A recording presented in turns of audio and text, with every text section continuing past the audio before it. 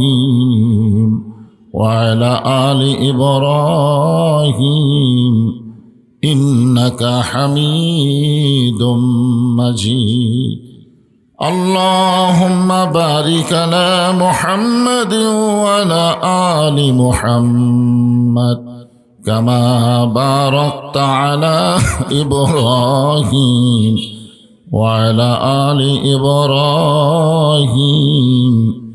إنك حميد مجيد يا أيها الذين آمنوا اذكروا الله ذكرا كثيرا لا إله إلا الله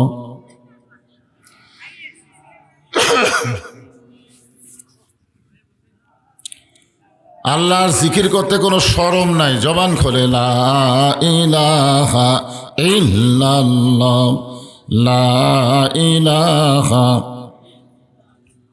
চাঁদ সূরুজার গ্রহ তারা আল্লাহ নামের পাগল পারা। চাঁদ সূরুজার গ্রহ তারা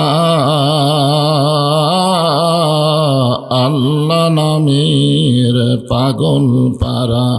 আমার আল্লাহ নামের এতই দয়া,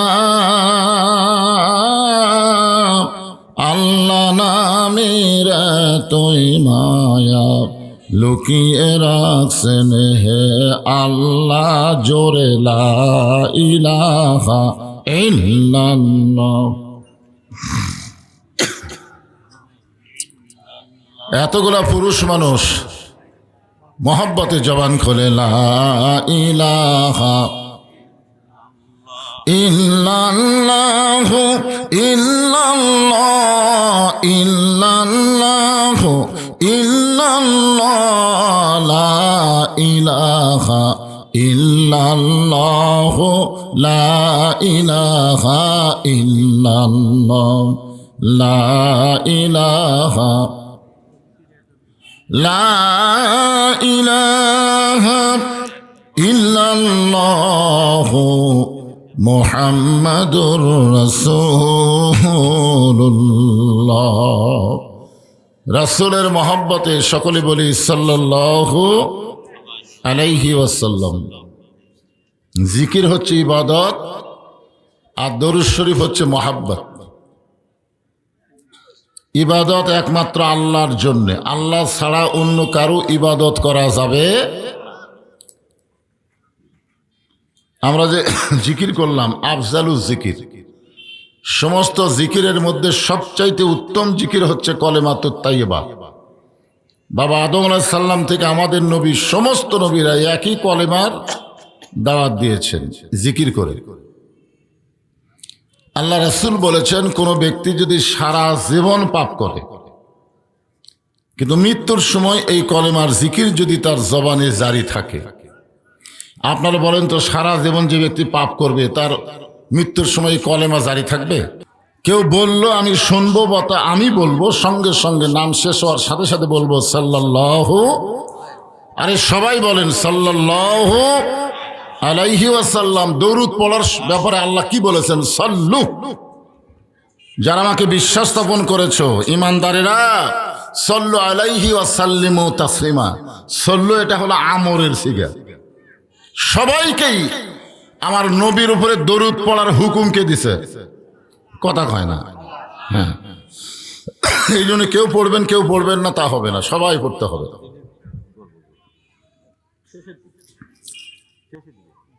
কালসিমাটি মসজিদুল হুদা জামে মসজিদ, কালসিমাটি ইবতেদায়ী মাদ্রাসা কমিটি কর্তৃক আয়োজিত আজকের এই তাফসিরুল কোরআন মাহফিলে আল্লাহ তাআলা যেনাকে সম্মানিত সভাপতির আসনে কবুল করেছেন, জনাব আলহাজ মোহাম্মদ বুলু মিয়া। আজকের এই মাহফিলের সম্মানিত সহসভাপতি জনাব মাওলানা একেএম আব্দুল জলিল, সম্মানিত সভাপতি দ্বয়কে অন্তরের অন্তঃস্থল থেকে আমি শুভেচ্ছা জ্ঞাপন করছি। আজকের এই মাহফিলের সম্মানিত প্রধান অতিথি জনাব মোহাম্মদ জুবায়ের আলম সোহেল। আজকের এই মাহফিলের বিশেষ অতিথিবৃন্দুর ভিতরে জনাব মোহাম্মদ রুহুল কুদ্দুস ডিলু, আমার ভাই, আমার ডান পাশে বসেছেন। আপনাদের অত্যন্ত মহাব্বতের পরীক্ষিত মানুষ, বলেন সুবহানাল্লাহ। এছাড়াও সম্মানিত বিশেষ অতিথিবৃন্দ যিনারা রয়েছেন, বরেণ্য অতিথিবৃন্দ, সকলকেই অন্তরের অন্তঃস্থল থেকে আমি শুভেচ্ছা জ্ঞাপন করছি। আজকের এই মাহফিলের সম্মানিত ওলামায়ে কেরাম, এ জাতির শ্রেষ্ঠ সন্তান হচ্ছে আলেম ওলামা। আপনারা মানেন বা না মানেন এ ব্যাপারে কোনো কথা নাই, কিন্তু শ্রেষ্ঠ যে এ ব্যাপারে সন্দেহ আছে? আল্লাহ রাসূল বলেছেন, আল উলামা ওয়ারাসাতুল আম্বিয়া, আলেমগণ হচ্ছে নবীদের ওয়ারিস। আর আল্লাহ কোরআনে বলেছেন, ইন্নামা ইয়াখশাল্লাহ মিন ইবাদিহিল উলামা, বান্দা সমূহের ভিতরেই আলেম বান্দারা আল্লাহকে সবচাইতে বেশি ভয় করে। তাহলে নবী বললেন, আল্লাহ বললেন, আমাদের বলতে অসুবিধা কি? এজন্য বলবো, মুসলিম জাতির শ্রেষ্ঠ সন্তান হচ্ছে আলেম ওলামা। আপনাদের মাঝে মাঝে যারা বসে আছেন, মঞ্চে আছেন, আসরের নামাজের পর থেকে মাগরিব পর্যন্ত আলোচনা করেছেন হাফেজ মাওলানা মামুন রশিদ সহ আজকের মাহফিলের সমস্ত আলেম ওলামা বক্তাদেরকে আমি শুভেচ্ছা জ্ঞাপন করছি। এই মুহূর্তে আমার সামনে যারা বসেছেন, মাগরিবের নামাজের পরে ওয়াজ শোনা অভ্যাস খুবই কম, ঠিক কিনা বলেন? মানে আমাদের বগুড়াতে অভ্যাস হলো একেবারে খাওয়া দাওয়া করে ঈশার নামাজ পড়ে 9টা, 9:30, 10টার দিকে আমরা ঝিমঝিম করে মাহফিলে আসি। কিন্তু আল্লাহর কাছে এই সময়টা অত্যন্ত গুরুত্বপূর্ণ। আল্লাহ কোরআনে বলেছেন, সাব্বিহুহু বুকরাতা ওয়া আসিলা, সকাল এবং সন্ধ্যা আল্লাহর কাছে অত্যন্ত গুরুত্বপূর্ণ একটা বিষয়। সুবহানাল্লাহ বলেন। মাগরিব থেকে এশা পর্যন্ত আলোচনা করার ব্যাপারে তেমন কোনো বাধা নাই, কিন্তু রাসূল বলেছেন, এশার নামাজ পরে তোমরা ঘুমায়া যাবা, তোমরা গাল গল্প করবা না। কারণ এশার নামাজের পরে তোমরা যদি গাল গল্প করো তাহলে দেখা যাবে তাহাজ্জুদের মহাব্বত আর ফজরের জামাত তোমাদের জন্য খুব কষ্ট হবে। আপনারা বলেন তো, যে 2 ওয়াক্ত নামাজ জামাতে না পড়লে মুনাফিকে হয়, সেই 2 ওয়াক্তর নাম কি? একটা হলো এশা আর একটা কি? এই অধিকাংশ মাহফিল যেখানে হয় রাত 12টা 1টা পর্যন্ত, ওই রাত্রে ওই এলাকার বেশিরভাগ মানুষ ফজরের নামাজ মসজিদে পড়ে না। ধরে কারণ কথা কর না কেন? তাহলে লাভ হচ্ছে না উল্টা হচ্ছে? হ্যাঁ, উল্টা হচ্ছে। আবার আল্লাহ বললেন বুকরাতা ওয়া আসিলা, এবং সকাল এবং সন্ধ্যার গুরুত্ব আমি বলবো আলোচনার মধ্যে। তা আপনারা যারা আশেপাশে হইচই করতেছেন, কোনো দ্বিধা দ্বন্দ্ব না করে কোরআনের মাহফিলে এসে বসে পড়েন। আমার সামনে আল্লাহ যিনাদেরকে কবুল করেছেন, আপনারা আসেন নাই, আল্লাহ নিয়ে আইছে। সুবহানাল্লাহ কন না কেন? এটা কি আমার বাপ দাদার কথা? আল্লাহ বলেছেন, মা আসাবাকা মিন হাসানাতিন ফামিনাল্লাহ, বান্দা বান্দির দ্বারা যখন কোনো ভালো কাজ হয়, এ কাজ বান্দা বান্দি করে না, বরং আল্লাহ করায়। আপনারা বলেন তো, কোরআনের মাহফিলে বসা এটা ভালো কাজ না খারাপ কাজ? তাহলে এই কাজকে আপনারা করলেন না আল্লাহ করালো? আপনারা কি বিশ্বাস করতে পারেন? আমরা কি বিশ্বাস করতে পারি? আমরা যত বড়ই পাপী হই, এই মুহূর্তে আল্লাহ আমাদের উপরে রাজি আছেন। আল্লাহ যদি রাজি না থাকতো, এই জান্নাতের বাগানে আমরা বসতে পারতাম না। যে আল্লাহ আমাদেরকে কবুল করেছেন, আমার সামনে যিনারা বসে আছেন, আমি আমার অন্তরের অন্তঃস্থল থেকে আপনাদের সবাইকে শুভেচ্ছা জ্ঞাপন করছি। সম্মানিত মা বোনেরা, পর্দার অন্তরালে বসে বসে যারা আলোচনা শুনতেছেন, তাদেরকে শ্রদ্ধা জ্ঞাপন করে এই মুহূর্তে জানতে চাচ্ছি আপনারা সকলে কেমন আছেন?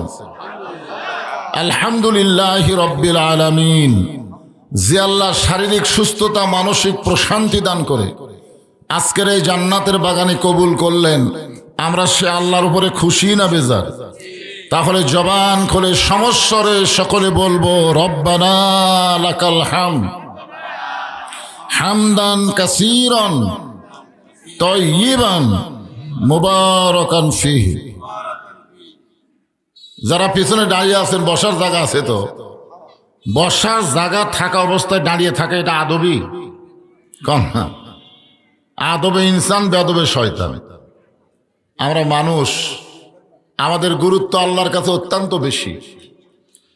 এই মানুষ সম্পর্কে কথা বলতে গিয়ে আল্লাহ কোরআনে একটা সূরায় 4টা শপথ করছেন। কয়টা? 4টা শপথ করেছেন। অতীন, অজাইতুন, অতুরি সিনিন, ওয়াহাজাল বালাদিল আমিন। এরপরে আল্লাহ বললেন লাকাদ খালাকনাল ইনসানা ফি আহসানি তাকবীর। আল্লাহু আকবার। মানুষকে আল্লাহ কত ভালোবাসে যে মানুষের ঘোষণা করতে গিয়ে আল্লাহ 4টা শপথ করলেন। আপনার বলেন তো শপথ কখন হয়? শপথ করার পরে যে কথা বলে এই কথার গুরুত্ব কম না বেশি? আমাদের বাংলাদেশে শপথ আছে না যে ভাই শপথ করে বলতেছি এবার যদি খালি ভোটটা দাও, হায় হায় কত শপথ শুরু হবে, কত অবস্থা হবে আমাদের। তো যাই হোক, আমরা মানুষ কিন্তু শপথ ভঙ্গ করি। আল্লাহ কি শপথ ভঙ্গ করবে? যখন করবে। এখানে আল্লাহ তাআলা একটা শপথ করলেই হতো, কিন্তু আল্লাহ 4টা শপথ করে বুঝাই দিলেন মানুষ অত্যন্ত গুরুত্বপূর্ণ একটা সাবজেক্ট। যখন সুবহানাল্লাহ। আল ইনসান আশরাফুল মখলুকাত। মানুষ হচ্ছে মখলুকাতের মধ্যে সবচাইতে ভদ্রজাত। এই জন্য আপনারা আশা মাত্র বসে পড়বেন, কোনো জ্ঞানজাম যেন না হয়। মাহফিলের প্যান্ডেল খুব বড় হয়নি, খুব ছোট ফোটো মাহফিল হয়েছে, প্যান্ডেল হয়েছে। তারপরেও মানুষ আসবে, এশার নামাজ পর্যন্ত মানুষ খালি আসতেই থাকবে। মাগরিবের মাহফিল একটা সমস্যা হলো কি, মানুষ খালি আসতেই থাকে। কি করতে থাকে? আমি যতগুলো মাগরিবের মাহফিল করছি খালি আসি, যায় না, খালি আসে। এই জন্যে আপনারা এখনই মনে করতেছেন আশা মনে হয় শেষ হয়ে গেছে, তা কিন্তু হয়নি। এই জন্য আল্লাহর হস্তে আমি অনুরোধ করতেছি, আমার হস্তে না, কার হস্তে? আল্লাহর হস্তে সামনের দিকে একটু চাপিয়া বসেন ভাই। ফাঁকা ফাঁকা না বসে, শীতের রাত একটু সামনে চাপাচাপি করে বসেন, মাঝে মাঝে ফাঁকা না রেখে জিকির করেন আর সামনের দিকে চেপে আসেন। লা ইলাহা ইল্লাল্লাহ, লা ইলাহা ইল্লাল্লাহ, লা ইলাহা, লা ইলাহা ইল্লাল্লাহ মুহাম্মাদুর রাসূলুল্লাহ। আপনারা অনেকে চাপলেন, অনেকে লড়লেনই না। হ্যাঁ, অনেকে কিন্তু একটা শরীর যে আছে এর মনে হয় খুঁটের মতন বসে গেছে, লড়লই না। যে শরীরটা একটু নাড়াচাড়া করে সামনে আসলেন, বিশ্বাস করেন আল্লাহর কোরআনকে ওসিলা করে বলতেছি 1 বছর আপনাদের শরীরে কোনো বেদি ব্যারাম হবে না। বিশ্বাস করা লাগবে, কারণ কোরআন তো তুইয়া মুয়া কোনো কিতাব না। যেই কোরআন সম্পর্কে আল্লাহ বললেন অনুনাজ্জিলু মিনাল কুরআনি মা হুয়া শিফাউ ওয়া রাহমাতুল লিল মুমিনিন। আল্লাহ কোরআনকে নাজিল করেছে মুমিনদের জন্য শেফা এবং রহমত স্বরূপ। তাহলে কোরআনের এক নাম কি? রোগ মুক্তি। তা আপনি একটু নড়াচড়া করে সামনে আসলেন, এ কোরআনের কোন ওসিলা নাই? আছে না নাই? আল্লাহ কোরআনের ওসিলায় 1 বছর শরীর যেন ভারী না হয়, পাতলা পাতলাই থাকে। আর যারা নড়লো না, খুঁটার মতন বসে থাকলো, আগামীকালটা বুঝবার পারবি নিজের শরীর নিজের কাছে জুলুম মনে হবে। এত ভার ভার লাগে কেন? শরীরই টানবার পারবি না, বুঝলেন? এই জন্য আমি বললাম, বলার পর একটা ঝাঁকি দেওয়া লাগবে। সামনে দিকে আসবেন, লড়লেনি না, মনে হয় যে খুঁটে মেরা থসা। যাক, যা করছেন করছেন, অসুবিধা নেই। অমা আলাইনা ইল্লাল বালাক, আমার যা দায়িত্ব ছিল এই বলে দিলাম। এতে যদি আপনার না নড়েন আমার করার কিছু নেই। এখন আসেন, আমরা আল্লাহর প্রশংসা করলাম পুরোপুরি, যে আল্লাহ মুসলমানের ঘরে আমাদের কবুল করে বিশ্বনবীর উম্মত হওয়ার তৌফিক দিয়ে কোরআন নামক জীবন ব্যবস্থা আল্লাহ আমাদেরকে দান করেছে। বলেন সুবহানাল্লাহ। যেই কোরআনকে লক্ষ্য করে আল্লাহ বললেন যালিকাল কিতাবু লা রাইবা ফি হুদাল লিল মুত্তাকিন। আল্লাহ এখানে বলবার পারতেন হুদাল লিন নাস, যালিকাল কিতাবু লা রাইবা ফি হুদাল লিন নাস, কিন্তু আল্লাহ তাআলা হুদাল্লিল নাস না বলে হুদাল্লিল মুত্তাকিন বলে এখানে আল্লাহ তাআলা পক্ষপাতিত্ব করেছেন। আল্লাহ পাইকারি হারে কোরআন থেকে সবাইকে হেদায়েত দেবে না, আল্লাহই দিবে না। হেদায়েত দেওয়ার মালিককে আল্লাহই দিবে না, সবাইকে দিবে না। এই জন্য আল্লাহ তাআলা বললেন মুত্তাকিন, কেবলমাত্র মুত্তাকি বান্দা বান্দি যারা আল্লাহর কোরআন থেকে হেদায়েত পাবে তারা। আমাদের বাংলাদেশের শতকরা 95% মুসলমান, 94-95% মুসলমান। 100 জন মানুষের মধ্যে কতজন? 95 জন মুসলমান। আপনারা বলেন তো, মুসলমানের সংখ্যা কিন্তু আমরা হিসাব করি শতকরা 95% মুসলমান। আচ্ছা, আপনারা এখন হিসাব করে বলেন তো মুত্তাকি কত ভাগ? না, মুসলমানের হিসাব আছে কিন্তু মুত্তাকির কোনো হিসাব নাই। এই জন্যে খালি মুসলমান দাবি করলেই হবে না, আল্লাহর কোরআন থেকে হেদায়েত পাবার গেলে মুত্তাকি হওয়া লাগবে। জোরে কোন কথা ঠিক কিনা? আমাদের বহু মুসলমান দাবি করেও কোরআনের হক কথা তারা পছন্দ করে না। করে কেন করে না? এরা মুত্তাকি না, এরা মুসলমান খালি দাবি করতেছে। মুসলমান দাবি করলেই যদি মুসলমান হওয়া যেত তাহলে আল্লাহ তাআলা মুত্তাকির কথা বলে কেন বললেন? ইয়া আইয়ুহাল্লাযীনা আমানুত্তাকুল্লাহা হাক্কা তুকাতিহি ওয়া লা তামুতুন্না ইল্লা ওয়া আনতুম মুসলিমুন। মুসলমানই তো আমরা। তারপর আল্লাহ কেন বললেন? যারা আমাকে বিশ্বাস স্থাপন করেছো, একমাত্র ভয় করা লাগবে কাকে? শুধু ভয় করলে হবে না, ভয় করার মতন ভয় করা লাগবে। এরপর আল্লাহ বললেন লা তামুতুন্না ইল্লা ওয়া আনতুম মুসলিমুন, মুসলমান না হয়ে তোমরা মরো না। তার মানে বোঝা গেল বাংলাদেশে শুধু শতকরা 95% মুসলমান দাবি করার নাম মুসলমান না, মুসলমান হয়ে মরার নাম হলো মুসলমান। ধরে কোন কথা ঠিক কিনা? এখন আমরা কি মরছি? আমরা কি হয়ে মরবো?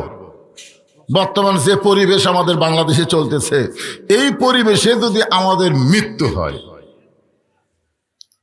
আপনারা হিসাব করে দেখেন তো, এখন যে পরিবেশ চলতেছে এই পরিবেশে যদি আমরা মরে যাই, মুসলমান হয়ে মরা কিন্তু সন্দেহ আছে না নাই? এমন একটা পরিবেশ আমাদের দরকার, যেই পরিবেশে মৃত্যুবরণ করলে মুসলমান হয়ে মরার ব্যাপারে কোনো সন্দেহ নাই, মুসলমান দাবি করবে, মুসলমান হয়ে মৃত্যুবরণ করবে। এই পরিবেশ কিন্তু আপাতত বাংলাদেশে নাই। ঠিক কিনা বলেন? এই যে আপনাদের কালচিবাড়ি মসজিদে আজান হলো, আজান দেওয়ার পরে যারা মুসলমান দাবি করে তাদের কি পুরুষ মানুষ বাড়িতে থাকা যাবে? কথা বলেন, বাড়িতে থাকা যাবে? সবাইকে আইছে? সবাই তো আসে নাই। এটা একটা মন চাই পরিবেশ। মন চাই নামাজ পড়ো না, চাই পড়ো না। একই বাড়ির মধ্যে বাপ নামাজ পড়ে, বেটা নামাজ পড়ে না, বউ নামাজ পড়ে, স্বামী নামাজ পড়ে না, দাদা পড়ে, লাতি পড়ে না। মন চাই জিন্দিগি, যা চাই করো। এইটা কোনোদিন মুসলমানের সমাজ হতে পারে না। মুসলমানের সমাজ যারা মুসলমান দাবি করবে, আজান দিলে অবশ্যই তারা নামাজে হাজিরা দিবে। ধরে কোন কথা ঠিক কিনা? কারণ রাসূল বলেছেন লা সালাতা লা দীনা, যার নামাজ নাই তার কোনো ধর্মই নাই। আবার কিসের মুসলমান? লা সালাতা লা ঈমানা, যার নামাজ নাই তার ঈমানই নাই। মান তারাকা সালাত মুতাম্মিদান ফাকাত কাফারা, ইচ্ছা করে যারা মাগরিবের নামাজ বাদ দিল, ইচ্ছা করে এক ওয়াক্ত, কয় ওয়াক্ত? এক ওয়াক্ত যারা বাদ দিল, আল্লাহর সঙ্গে তারা কুফরি করলো। আমরা তো কম ওয়াজ করতেছি না, এত ওয়াজ দিয়েই তো মুসল্লি বাড়তেছে না। এই জন্য এমন একটা পরিবেশের দরকার, বক্তার ওয়াজ লাগবে না, আল্লাহর কোরআনের আইন দিয়ে নামাজ পড়তে বাধ্য হবে যারা মুসলমান দাবি করবে। জোরে কথা কর না কেন? তুমি হিন্দু হও, ইহুদি হও, খ্রিস্টান হও, তোমার সাথে কোরআনের কোনো কথা নেই। হুদাল্লিল মুত্তাকিন, যদি মুত্তাকি হবার চাও তাহলে আল্লাহর কোরআন তোমার জন্য জীবন ব্যবস্থা, তোমার জন্য হেদায়েত। যে আয়াতে কারিমা আমি তেলাওয়াত করেছি, এই আয়াতটাকে নিয়ে সময়ের দিকে খেয়াল করে, ওই যে মাঝখানে ফাঁকা থাকলো, ওই যে মাঝখানে যে ফাঁকা দেখা যাচ্ছে, ফাঁকাত কে বসবি? শয়তান। এই ফাঁকের মধ্যে কার পছন্দ? আপনারা বলেন তো। এই যে আমি যখন কোরআনের আয়াত তেলাওয়াত করব, তার আগে কি বললাম? সকলে পড়েন আউযু বিল্লাহি মিনাশ শাইতানির রাজিম। কেন বললাম? আল্লাহ কোরআনে বলেছে আমার কোরআন যখন তোমরা তেলাওয়াত করবে, শয়তান সবচাইতে বড় ধোঁকা দিবে, শয়তান ধোঁকা দিবে। এই জন্য শয়তানের সমস্ত ওয়াসওয়াসা, শয়তানের দুরবিসন্ধি থেকে আমরা পানা চাইলাম কার কাছে? কি তেলাওয়াতের সময়? কোরআন তেলাওয়াতের সময়। কারণ শয়তান এমন কথা বলবে জানেন, যে কোরআনের প্রতি অক্ষরে 10টা করে নেকি, তুই যত কোরআন পড়বি প্রতি অক্ষরে আল্লাহ তোমাকে 10টা নেকি দিবে। এই জন্য আমাদের বাংলাদেশে অনেক মানুষ কোরআন পড়ে, প্রতিদিন 1 পারা করে পড়ে, মাসে 30 পারা পড়ে, বছরে 12 খতম দেয়। ওই গল্প করে আমার মতন কোরআন পড়নেওয়ালা বাংলাদেশে কেউ নাই। আল্লাহ বলে এই পড়া দিয়ে কি হবে? কোরআন কি শুধু পড়ার জন্য নাকি? কিন্তু শয়তান ওয়াসওয়াসা দেয়, পড়, খতম কর, সূরা ইয়াসিনের এই ফজিলত, রহমানের এই ফজিলত। হায় হায়, আরবি খালি পড়তেছে, কোরআন কি বলতেছে একটা বারও এই ব্যাপারে খেয়াল করতেছে না। ধরে কোন কথা ঠিক কিনা? আপনার বলেন তো, শুধু কোরআন পড়া ছাড়া বাংলাদেশে যত পড়া আছে, এই পড়া কি মানুষ খালি পড়ার জন্যই পড়ে না বোঝার জন্য পড়ে? মানে কোরআন পড়া ছাড়া একটা মানুষ পেপার পড়তেছে, খালি পড়তেছে না পেপারের মধ্যে কি লেখা আছে এটা বুঝতেছে? কথা কয় না। 1 ঘন্টা পেপার পড়লো, কে ভাই কি পড়লা? কই পড়তেছি ভাই। খবর কি? কয় জানি না। পড়তেছি ভাই, কিন্তু খবর কি জানি না। আসলে কোরআন পড়তেছে কিন্তু কোরআনের খবর কি? কয় জানি না। আপনারা বলেন তো, যে লোক পেপার পড়ার পরে বলতেছে খবর কি জানি না, ওই কি আসলেই কি? না না, এমন কোন লোক নাই পেপার পড়ে পেপারের খবর জানে না, এমন কোন লোক নাই। কারণ জানার জন্যই পড়ে। কতক্ষণ কিসের জন্য পড়ে?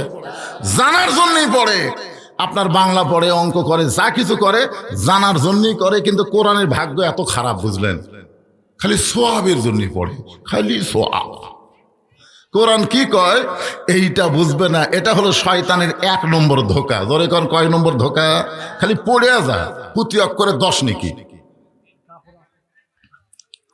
আমি আপনাদের বোঝানোর জন্য বলতেছি, সাতগ্রাম বাজারে একজন ব্যক্তি 2 মণ আলু নিয়ে আইছে। কয় মণ? 2 মণ আলু নিয়ে আইছে বিক্রি করার জন্য। এক খরিদ্দার বলতেছে, হয় কতটুকু আছে? বলে 2 মণই আছে। আমার তো 2 মণই লাগবে। আলুওয়ালা বলতেছে তাহলে নেন। খরিদ্দার বলতেছে ওজন করে দেন, ওজন করে দেন। আলুওয়ালা বলতেছে আর বাড়ির আলু ভাই রে, ওজন করলে কমবি না, বাড়ির আলু তো একটু বেশি বেশি দিছি। তো বলতেছে না ভাই ওজনই করে দেন। তো এখন আলুওয়ালা তো সাহস আছে, ওজন করা হচ্ছে 2 মণ 2 কেজি। তো খরিদ্দার বলতেছে আপনি করলেন 2 মণ, 2 কেজিতে বেশি হলো। আলুওয়ালা বলতেছে 2 কেজি তোমাকে ফাও দিলাম, এর দাম দেওয়া লাগবে না, তুমি খালি 2 মণের দাম দাও, 2 কেজি ফ্রি নাও। ওই তখন গামছা বার করে ওই 2 কেজি আলু টোপলা বান্ধা বলতেছে আজকে 2 মণ লিচ্ছি না ভাই, ফিরি লিয়ে বাড়ির যাই। আপনারা বলেন তো আলুওয়ালা আলু দিবি? তো প্রতি অক্ষরে 10টা করে নেকি, এটা হলো 2 কেজি। আর কোরআন অনুযায়ী চলা এটা হলো 2 মণ। কোরআন অনুযায়ী চলা 2 মণ বাদ দিয়ে খালি কোরআনের প্রতি অক্ষরে 10টা করে নেকি, 2 কেজি ফাও লিভার ফাও। শয়তান এই ধোকা দিয়ে দিয়ে আমাদেরকে কোরআনের সমাজ, কোরআনের রাষ্ট্র, এটা থেকে আমাদেরকে বঞ্চিত রাখতেছে। যেরকম কথা কন না কেন ভাইজান? হ্যাঁ, বঞ্চিত রাখতেছে। রমজান মাসে তো শুরু হবে বুঝলেন। আসুন শয়তান যেন ধোকা দিবার না পারে। আল্লাহ বললেন ওমান আহসানু কওলাম মিম্মান দাআ ইলাল্লাহ ওয়া আমিলা সলিহান ওয়া ক্বালা ইন্নানি মিনাল মুসলিমিন।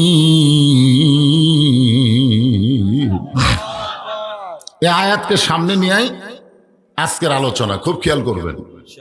ওই ব্যক্তির চাইতে উত্তম কোনো ব্যক্তি নাই যে ব্যক্তি মানুষকে আল্লাহ রাস্তায় দাওয়াত দেয়।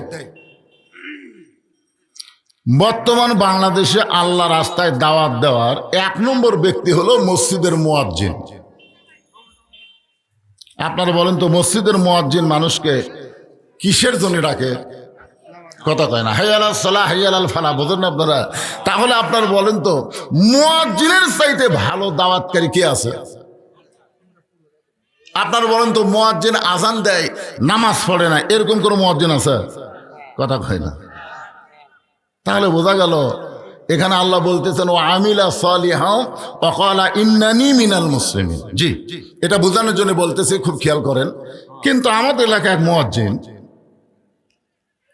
আজান দেয় বুঝলেন, অনেক দিন থেকে আজান দিচ্ছে, কিন্তু কিছুদিন হলে মানে বছর 4-5 হলে এই যখন মুয়াজ্জিন আজান দেয় তখন কতগুলো কুত্তে মসজিদের কাছে যায়। যতক্ষণ আজান চলে ততক্ষণ কুত্তা গেলে হু করে। তো মুয়াজ্জিন তো চিন্তা করলো কেরি এই আমি আজান দিই, কুত্তা এরকম খেপে খেপে। তো মুয়াজ্জিন একদিন আমারে বলল, হুজুর এই যে আমি যখন আজান শুরু করি তখন কুত্তা এসে উ করে, এর কারণ কি? আমি বললাম, ভাই রে কি কারণ? কেন আপনি আলেম মানুষ, ওয়াজ নসিহত করেন, তাহলে আপনি কোনো কারণ জানেন না। আমি অনেক চিন্তা করে বললাম, মুয়াজ্জিন সাহেব আপনি যে আজান দেন আপনার ছেলে কয়জন? তো কয় হুজুর দুটা ছেলে। তো আপনি যে আজান দেন আপনার ছেলেরা নামাজ পড়ে? তখন বলতেছে, হুজুর এই দুটাই শয়তান হুজুর, নামাজ পড়ে না। তা আমি কইলাম, আল্লাহ কোরআনে বলেছেন কু আনফুসাকুম ওয়া আহলিকুম নারা, জাহান্নামের আগুন থেকে বাঁচবার গেলে একলা বাঁচলে হবে না, আহাল পরিবার নিয়ে বাঁচা লাগবে। তুমি নিজে আজান দাও তোমার বেটা নামাজ পড়ে না, এটা কুত্তের সহ্য হচ্ছে না। এই জন্য কুত্তা লোকমা দিচ্ছে, যখন কি দিচ্ছে, খালি আজান দিলে হবে না, আজান দেওয়ার আগে আরে বাবা ইশারা দেখাম করো, তো ইশারা দেখাম করো, কোনো কথাবার্তা বলো না। এখন যে আয়াতে কারিমা তেলাওয়াত করলাম, ওই ব্যক্তির চাইতে উত্তম কোনো ব্যক্তি নাই যে ব্যক্তি আল্লাহ রাস্তায় মানুষকে দাওয়াত দেয়। এরপরে বলতেছো আমিলা সালিহান। আপনারা বলেন তো পৃথিবীতে যত আমল আছে সবচাইতে ভালো আমল হলো মানুষকে আল্লাহ রাস্তায় ডাকা। ও আমিলুস সালিহা মানে নেক আমল। নেক আমলের মধ্যে 1 নম্বর আমল হলো আজান দেওয়া। আজান দেওয়া শুধু মসজিদে আজান দেওয়া না, অন্যায়ের বিরুদ্ধে আজান দেওয়া, এটাও হলো নেক আমল। অন্যায়ের বিরুদ্ধে আজান দেওয়া। এখন হয়তো বলবেন হুজুর অন্যায়ের বিরুদ্ধে আজানটা কেমন? এই বক্তা এতে নাই, তোমরাই যদি আগে বসবার কও, তোমরা হো হো করো, তাহলে ওয়াজ হবে। যা কিছু হয় এটি স্লিপ লেগে দাও, কি করা লাগবে আমি অ্যাঙ্গেলে করতেছি, অসুবিধা কি? ফাঁকা জায়গা মানুষ চোখে থাকে না। ওই যে ছোটবেলা একটা গান শুনছিলাম, হাইরে কপাল মন্দ চোখ থাকিতে অন্ধ। এটা যদি খাওয়ার অনুষ্ঠান হতো, খাওয়ার অনুষ্ঠান যখন মানুষ বসায়, আপনারা বলেন তো কোনোদিন বলা লাগে ভাই ওইদিকে ফাঁকা আছে বসো, এই কথা বলা লাগে? ওই এমনি যায় বসে, ফাঁকত বসলেই খাবার পাওয়া যাবে। আর কোরআনের মাহফিল তুমি ফাঁক চোখত দেখো না। কানার ভাগ্যে ধন মিলে না, সামনে পড়ে আছে সোনা, কানা দেখতে পায় না, মাটি মনে করে ফাইলা দেয়, হাতে তুলে নেয় না। কানার ভাগ্যে ধন মিলে না। যাদের চোখ আছে যেখানে ফাঁকা সেখানে আপনারা বসবেন। কোরআনের মাহফিল তুইয়া মুয়া কোনো মাহফিল না, এটা হলো বেহেশতের বাগান, রিয়াজুল জান্নাহ। ধরে কোন সুবহানাল্লাহ। এখানে বসলে লাভ না লস? হ্যাঁ, আপনারা বসবেন।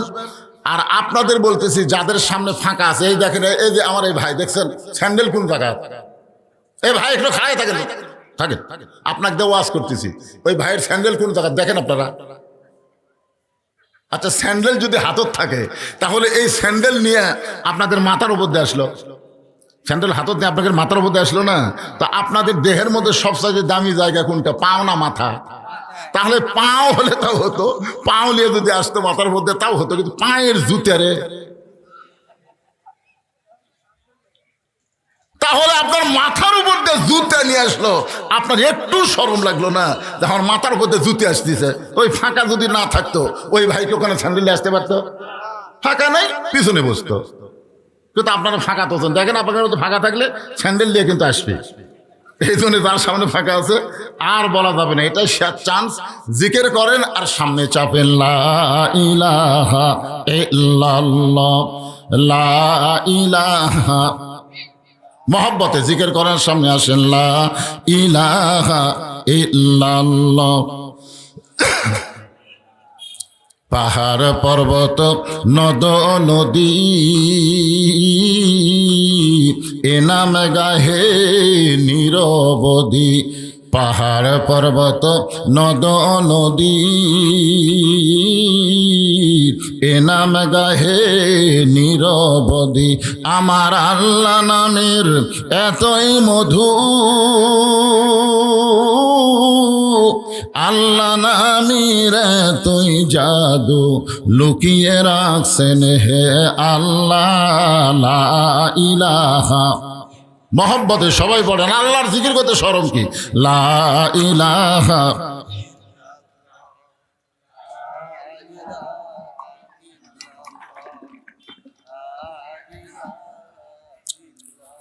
লা ইলাহা ইল্লাল্লাহু মুহাম্মাদুর রাসূলুল্লাহ।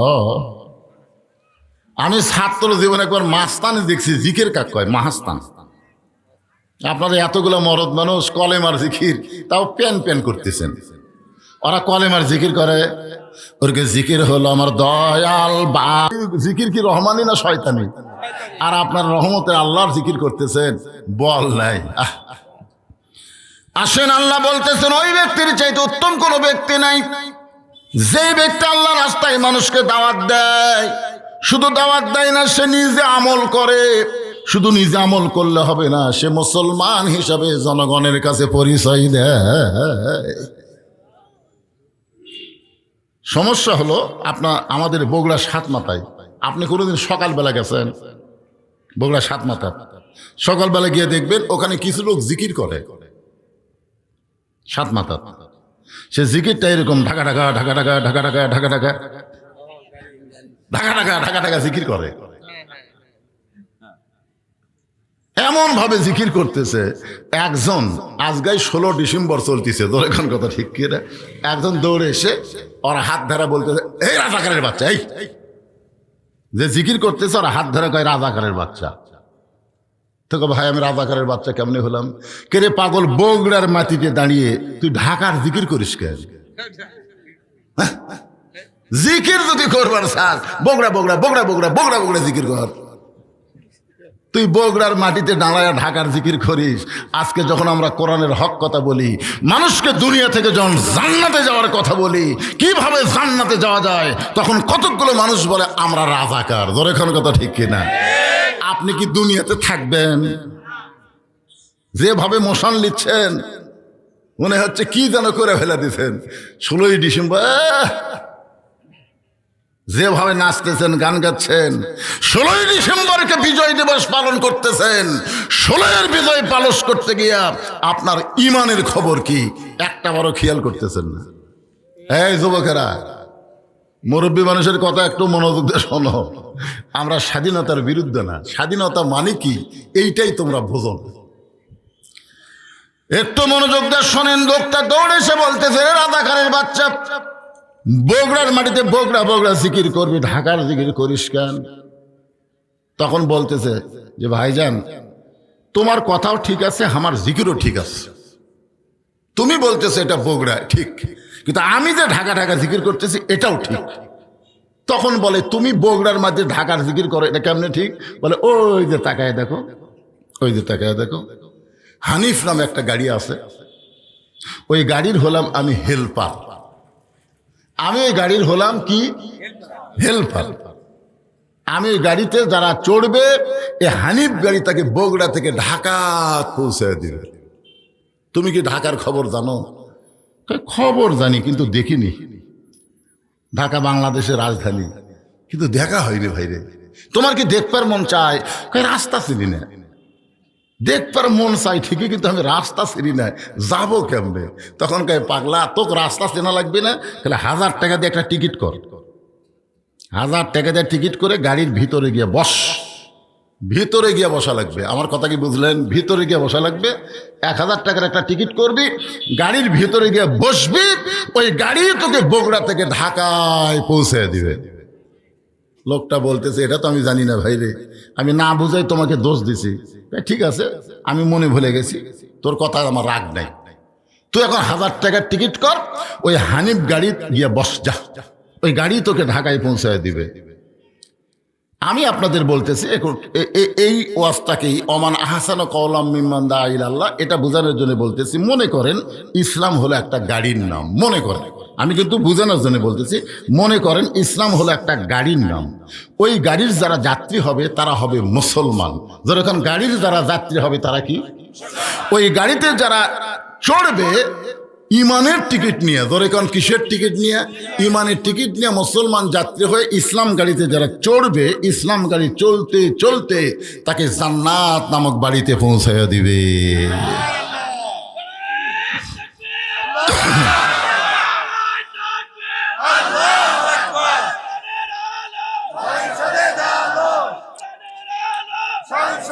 লিল্লাহে তাকবীর। আমি কিন্তু বলেছি 1000 টাকার টিকিট নিয়ে হানিফ গাড়ির মধ্যে গিয়ে বসবা, হানিফ গাড়ি তোমাকে বগুড়া থেকে ঢাকায় পৌঁছায় দিবে। ইসলাম গাড়িতে চড়তে গেলে 1000 টাকা লাগবে না, ইমানের টিকিট লাগবে। ইমানের যখন টিকিট কাটবেন তখন আপনি যাত্রী, আপনার নাম হবে মুসলমান। ধরে কার নাম কি হবে? এই জন্য আল্লাহ বললেন, ইয়া আইয়ুহাল্লাযীনা আমানু তাকুল্লাহা হাক্কা তুকাতিহি ওয়া লা তামুতুন্না ইল্লা ওয়া আনতুম মুসলিমুন। ওই লোকটা 1000 টাকার টিকিট কেটে হানিফ গাড়ির জানলার ধারে বসে গেছে। জানলার ধারে বসার কারণ কি? যে আমি তো ঢাকাও জীবনে দেখিনি, যে রাস্তা দিয়ে ঢাকা যাই এ রাস্তাও তো আমি দেখিনি। আমি গাড়ির মধ্যে থেকে খালি দেখবো সব কিছু। আর নিয়ত ভালো না খারাপ? 1000 টাকা দিয়ে হানিফ গাড়িকে জানলার ধারে বসে গেছে। আস্তে আস্তে গাড়ি যখন ফুল হয়ে গেছে তখন কিন্তু আর গাড়ি বগুড়ায় থাকবে না। ফুল হয়ে গেলে আর থাকবে? গাড়ি তখন ঢাকার দিকে রওনা দিয়েছে। গাড়ি যখন ঢাকার দিকে রওনা নেয়, যেই মাত্র বনানী ক্রস করেছে, এমন সময় ওই লোকটা যে প্রথম 1000 টাকার টিকিট কাইটা জানলার ধারত বসেছে, ওর মধ্যে একটা মুদ্রা দোষ আছে। ওই মাঝে মধ্যে হাত বের করে আবার ঢুকাই, বের করে আবার ঢুকাই। তোর পাশে যে লোকটা বসে আছে এই চিন্তা করতেছে, কে রে এই যে হাত বের করতেছে ঢুকাচ্ছে, একটা ট্রাক বা একটা বাসের সাথে যদি আর হাত লাগে তাহলে জনগণ তো আমাকে বলতে পারে, কে ভাই আপনি এত ভালো হয়ে বসে আছেন, আপনার পাশেরটা হাত বার করে ঢুকাই, আপনার কি কোনোই দায়িত্ব নাই? কি কন, এ কথা বলতে পারে কি পারে না? আপনি নামাজ পড়েন 5 ওয়াক্ত, আপনার পাশেরটা বেনামাজি, আপনার কি কোনোই দায়িত্ব নাই? আপনার বউ পর্দার মধ্যে থাকে, পাশের ভাবি ওর বোরকা নেই, ওর কি আপনার কি কোনো দায়িত্ব নেই? জোরে কোন কথা কর আছে না নাই? না মনে করতেছেন আমি 1,00,000 জান্নাতের যাবো, এতই সোজা? যে লোকটা জানলা দিয়ে হাত বার করে আর ঢুকাই, ওর পাশের লোকটা চিন্তায় পড়ে গেল, ও যখন কোনো বাসের সঙ্গে ট্রাকের সঙ্গে হাত বাজা হাত ভাঙবি, ওর চিল্লা চিল্লিতে তো আমারই ঠিক মতো থাকা যাবে না। যখন একটা বাসের সাথে হাত ও বাবারে বাবারে ওই জায়গায় বসে থাকবি, ওই পরে উল্টা পাল্টি করবি, ওর নিজেরই বসে থাকা কঠিন হবে। তো কোনো কিছু হওয়ার আগেই সতর্কের কথা আছে না নাই? তা এখন বলতেছেন, আল্লাহ বলেন, ওয়ামান আহসানু কাওলাম মিম্মান দাআ ইলাল্লাহ। এই আয়াতের দিকে খেয়াল করে লোকটা বলতেছে, ভাইজান আপনি কি লেখাপড়া জানেন? ডাইরেক্ট কিন্তু বলা যাবে না, ডাইরেক্ট কোনো কথা বলা যাবে না, হিকমতের সাথে। উদউ ইলা সাবিলি রাব্বিকা বিল হিকমা। মুসা নবী যখন ফেরাউনের কাছে যায় দেখে ফেরাউন নিজেই জিকির করতেছে, আনা রব্বুকুমুল আলা, আনা রব্বুকুমুল আলা। মুসা নবী হাত চুলকাচ্ছে। আল্লাহ বুঝবার পারছে যার সর দিয়ে আজরাইলের চোখের মনি উল্টে গেছে, উনি যদি একটা সর মারেতে ফেরাউনের অবস্থা কি হবে? আল্লাহ কই, কেরে মুসা আমি কি কইছি? আমি বলছি ইযহাবিলা ফেরাউন ইন্নাহু তাগা, যাও তুমি ফেরাউনের কাছে। ফেরাউন একটু তাগুত হয়ে গেছে, তাগুত দেখে তুমি তাকে মারো না, বরং তুমি তাকে হিকমতের সাথে আমার দাওয়াত দাও। জোরে খান সুবহানাল্লাহ। হিকমত। এখন হিকমত করে বলতে যে ভাই আপনি কি লেখাপড়া জানেন না? জানি না মানে? তো জানো ঠিকই, একটা বার উপর দিকে তাকা দেখো কি লেখা আছে। হানিফ বাসের মধ্যে ভিতরে কি লেখা আছে দেখো, দেখো লেখাটা পড়ে দেখো। হাত বাইরে রাখা চলবে না, মাথা বাইরে রাখা চলবে না, নিজের জিনিস নিজের সযত্নে রাখবেন, অন্যের জিনিস নেওয়া যাবে না। লেখা নাই? যেরকম আছে না নাই? তাহলে আপনি লেখাপড়া যদি জানেন তো একটাবার পড়ে দেখেন না কেন? তখন ওই রাগ করে বলতেছে, জানি ঠিকই মানি না, মানার দল করি না। এই বাংলাদেশে যারা মানবার বলে তাদের 2 চোখে দেখে পারি না। এরকম এক দল আছে না নাই? জানি ঠিকই মানি না, মানার দল করি না। মানার দল এই বাংলাদেশে যারা মানবার বলে তাদেরকে দুই চোখকে দেখতে পারি না। এখন আপনার বলেন তো, আল্লাহর কোরআনের মধ্যে কিভাবে আল্লাহ বলেছেন উদখুলু ফিস-সিলমি কাফা, পুরাপুরি ভাবে ইসলাম গাড়ির মধ্যে চড়তে হবে। ইসলাম গাড়িতে আপনি চড়বেন, কিন্তু পুরাপুরি চলবেন না। মশারির মধ্যে যখন আপনি থাকবেন পুরাপুরি থাকবেন। বাংলাদেশে কোন লোক দেখছেন যে মশারির মধ্যে মশার সময় অর্ধেক থাকে আর অর্ধেক বাইর করে থাকে? দেখছেন কোনোদিন? যে এই পর্যন্ত মশারির মধ্যে রাখছে আর পাও বার করে থাকছে। মশা কি খুশি কম হবে? তাই তোরা অর্ধেক জায়গার মধ্যে কাজ আদায় কর্মরে। ল্যাপের মধ্যে, শীতের দিনে ল্যাপ কম্বলের মধ্যে কেউ কি পুরাপুরি থাকে না আধা আধি থাকে? যখন আপনাকে কেউ দাওয়াত দেয় আপনি তখন পুরা পেটি খান না অর্ধেক পেটি খান? আপনি যখন কোনো কাপড় পরেন অর্ধেক পরেন না পুরাই পরেন? তো সব জায়গাতে আপনি পুরাপুরি আছেন, কিন্তু ইসলামের ব্যাপারে আপনি পুরাপুরি নাই কেন? যেখানে আল্লাহ বলতেছেন পুরাপুরি উদখুলু ফিস-সিলমি কাফা, কাফা শব্দের অর্থ কি আধা আধি না পুরাপুরি? ও, নামাজ পড়ার সময় আপনি আল্লাহর জিকির করবেন, আল্লাহর গোলামি করবেন, আর অর্থনীতির ব্যাপারে আপনি চলে যাবেন অন্য একজনের কাছে। রাজনীতির ব্যাপারে মনে হয় আল্লাহ কিছুই বলেনি। 13 বছর নবী মক্কায় কলেমার দাওয়াত দিছে। হিজরত করে মদিনায় যাওয়ার পরে নবী কিন্তু শুধু নবী ছিলেন না, নবী ছিলেন মদিনার রাষ্ট্রপতি। জোরে কোন কথা ঠিক কি না? কোরআন শরীফের মধ্যে আল্লাহ তো সূরা দিলেন, তাবারাকাল্লাযী বিয়াদিহিল মুলকু ওয়া হুয়া আলা কুল্লি শাইইন কাদির। গোটা পৃথিবীর রাজত্ব কর্তৃত্ব মালিকানা কার হাতে? সমস্ত ক্ষমতার মালিককে। এক হাদিস সাহেব বলতে, হুজুর আপনারা যে ওয়াজ দুটাই খালি রাজনীতি করেন, এটা ছাড়া ওয়াজ করা যায় না? তা আমি বললাম, হাদিস সাহেব আমি ওয়াজে ওটা রাজনীতি করতেছি আর আপনি হজ করবার যা করলেন। হাদিস সাহেব বলতেছে তওবা তওবা আস্তাগফিরুল্লাহ, আমি তো রাজনীতি করিনি। আমি বললাম তাহলে আল্লাহর কাবা ঘর সামনে নিয়ে আপনি বললেন লাকাওয়াল মুলক লা শারিকা লাক, তার মানে কি? ওই পড়ছে লব্বাইক আল্লাহুম্মা লব্বাইক লব্বাইক লা শারিকা লাকা লব্বাইক ইন্নাল হামদা ওয়ান নিমাতা। এরপরে যে বলছে লাকাওয়াল মুলক লা শারিকা লাক, এর বাংলা অর্থ কি? হাই সব আমি তো জানি না হুজুর। তুই যদি না জানিস তোর হজ হসা। কারণ আল্লাহর স্বীকারোক্তি দিবেন, জানে বুঝাই দেওয়া লাগবে। কথা খানের জানে বুঝে দেওয়া লাগবে না? তো কয় হুজুর এর অর্থ কি? আমি বললাম শেষের অংশের অর্থ হলো রাজনীতির ভিতরে, রাজত্বের ভিতরে একমাত্র আল্লাহ ছাড়া আমি অন্য কাউকে স্বীকার করি না। আপনি হজ করবেন আল্লাহর, আর বাংলাদেশের বিমানবন্দরে নামে আপনি মানুষের দল করবেন, 1 কোটি বার হজ করলেও আল্লাহ হজ কবুল করবে না। হজ যদি কবুল করবার চাও তাহলে আল্লাহ ছাড়া কোনো মানুষের রাজনীতি করা যাবে না। জোরে কোন কথা ঠিক? আল্লাহর ঘর সামনে নিয়ে কি স্বীকারোক্তি দিল, আর আয়সা আবার মানুষের দল করতেছে। আমার নেতা তোমার নেতা, আমার নেতার চরিত্র ফুলের মতন পবিত্র, খোঁজলে দেখেন নামাজ পড়েনি এক ওয়াক্ত। আছে না নাই? হ্যাঁ, কতগুলা নেতা আবার কয় এখন থেকে জাতীয় ইমাম। কে রে পাগলা? ইমামের দাড়ি খালি এক মুষ্টির নিচে, এক মুষ্টির নিচে। আমার কাছে ফতোয়া চাই হুজুর, ইমামের দাড়ি যদি এক মুষ্টির নিচে হয় তার পাশে নামাজ হবে? আমি কইলাম ভাই ইমামের দাড়ি যে এক মুষ্টির নিচে তুমি কেমনি বুঝলে? মুড্ডে লাগছি হুজুর। কিভাবে? দাড়ি ধরছে না, দূরে থেকে ইশারা করে দেখছি এক মুষ্টির কম হবে। যেই বাংলাদেশে ইমামের দাড়ি মানুষ মুড় দিয়ে মাফে, সেই বাংলাদেশে দাড়ি মোচ চাচা কোনো নেতা জাতীয় ইমাম হওয়ার পারে না। জোরে কোন কথা ঠিক না? স্যামসেরা যা মুখে আসে তাই কয়, জাতীয় নেতা কাও কিন্তু জাতীয় ইমাম বলা যাবে। একটু মনোযোগ দিয়ে শোনেন।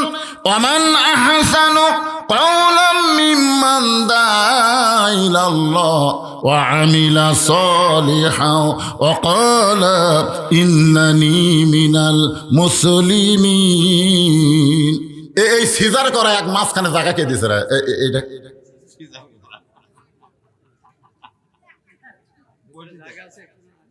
শোনেন, সিজার করা বাচ্চারা হচ্ছে অস্থির।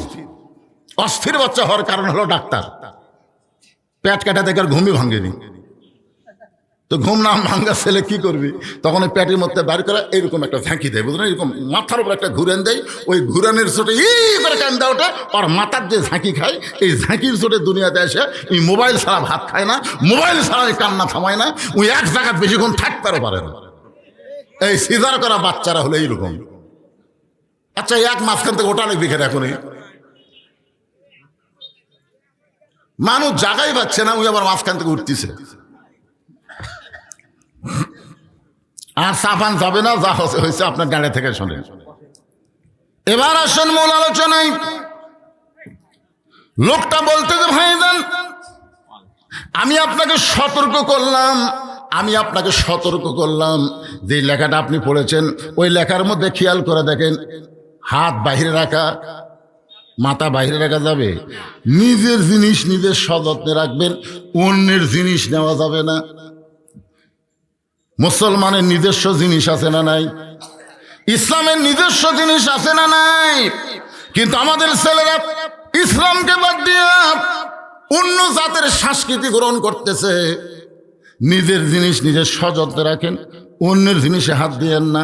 আল্লাহর কোরআনের সমাজ যখন বাংলাদেশে চালু হবে তখন প্রত্যেকটা মুসলমান তার সীমানা বুঝতে পারবে। আপনারা বলেন তো, আমাদের একটা নিজস্ব সীমানা আছে না নাই? হ্যাঁ, এই কোরআনের আইন চালু হোক, এই কোরআন বাংলাদেশের শুধু মাহফিলে না, সংসদে আল্লাহর কোরআন যাক, তখন প্রত্যেকটা মুসলমান তার নিজস্ব সীমানার মধ্যে প্র্যাকটিস করবে, অন্যের সীমানার মধ্যে ঢুকবেই না। অন্যের সীমানা গেলেই আবার ব্যাক করবে। নিজের সীমানা কি, মন একটা যুক্তি দিয়ে বুঝাচ্ছি, এই পকেট হলো আমার সীমানা, আমি 10 বার পকেটে হাত দেবো। অনেকে বলবে হুজুর একটা দোষ আছে, খালি বারবার পকেটে হাত দেয়, এছাড়া কিছুই বলবি না, কারণ আমার সীমানার মধ্যেই তো আমি প্র্যাকটিস করতেছি। কিন্তু এই হাত খালি এই সীমানাত গেলি,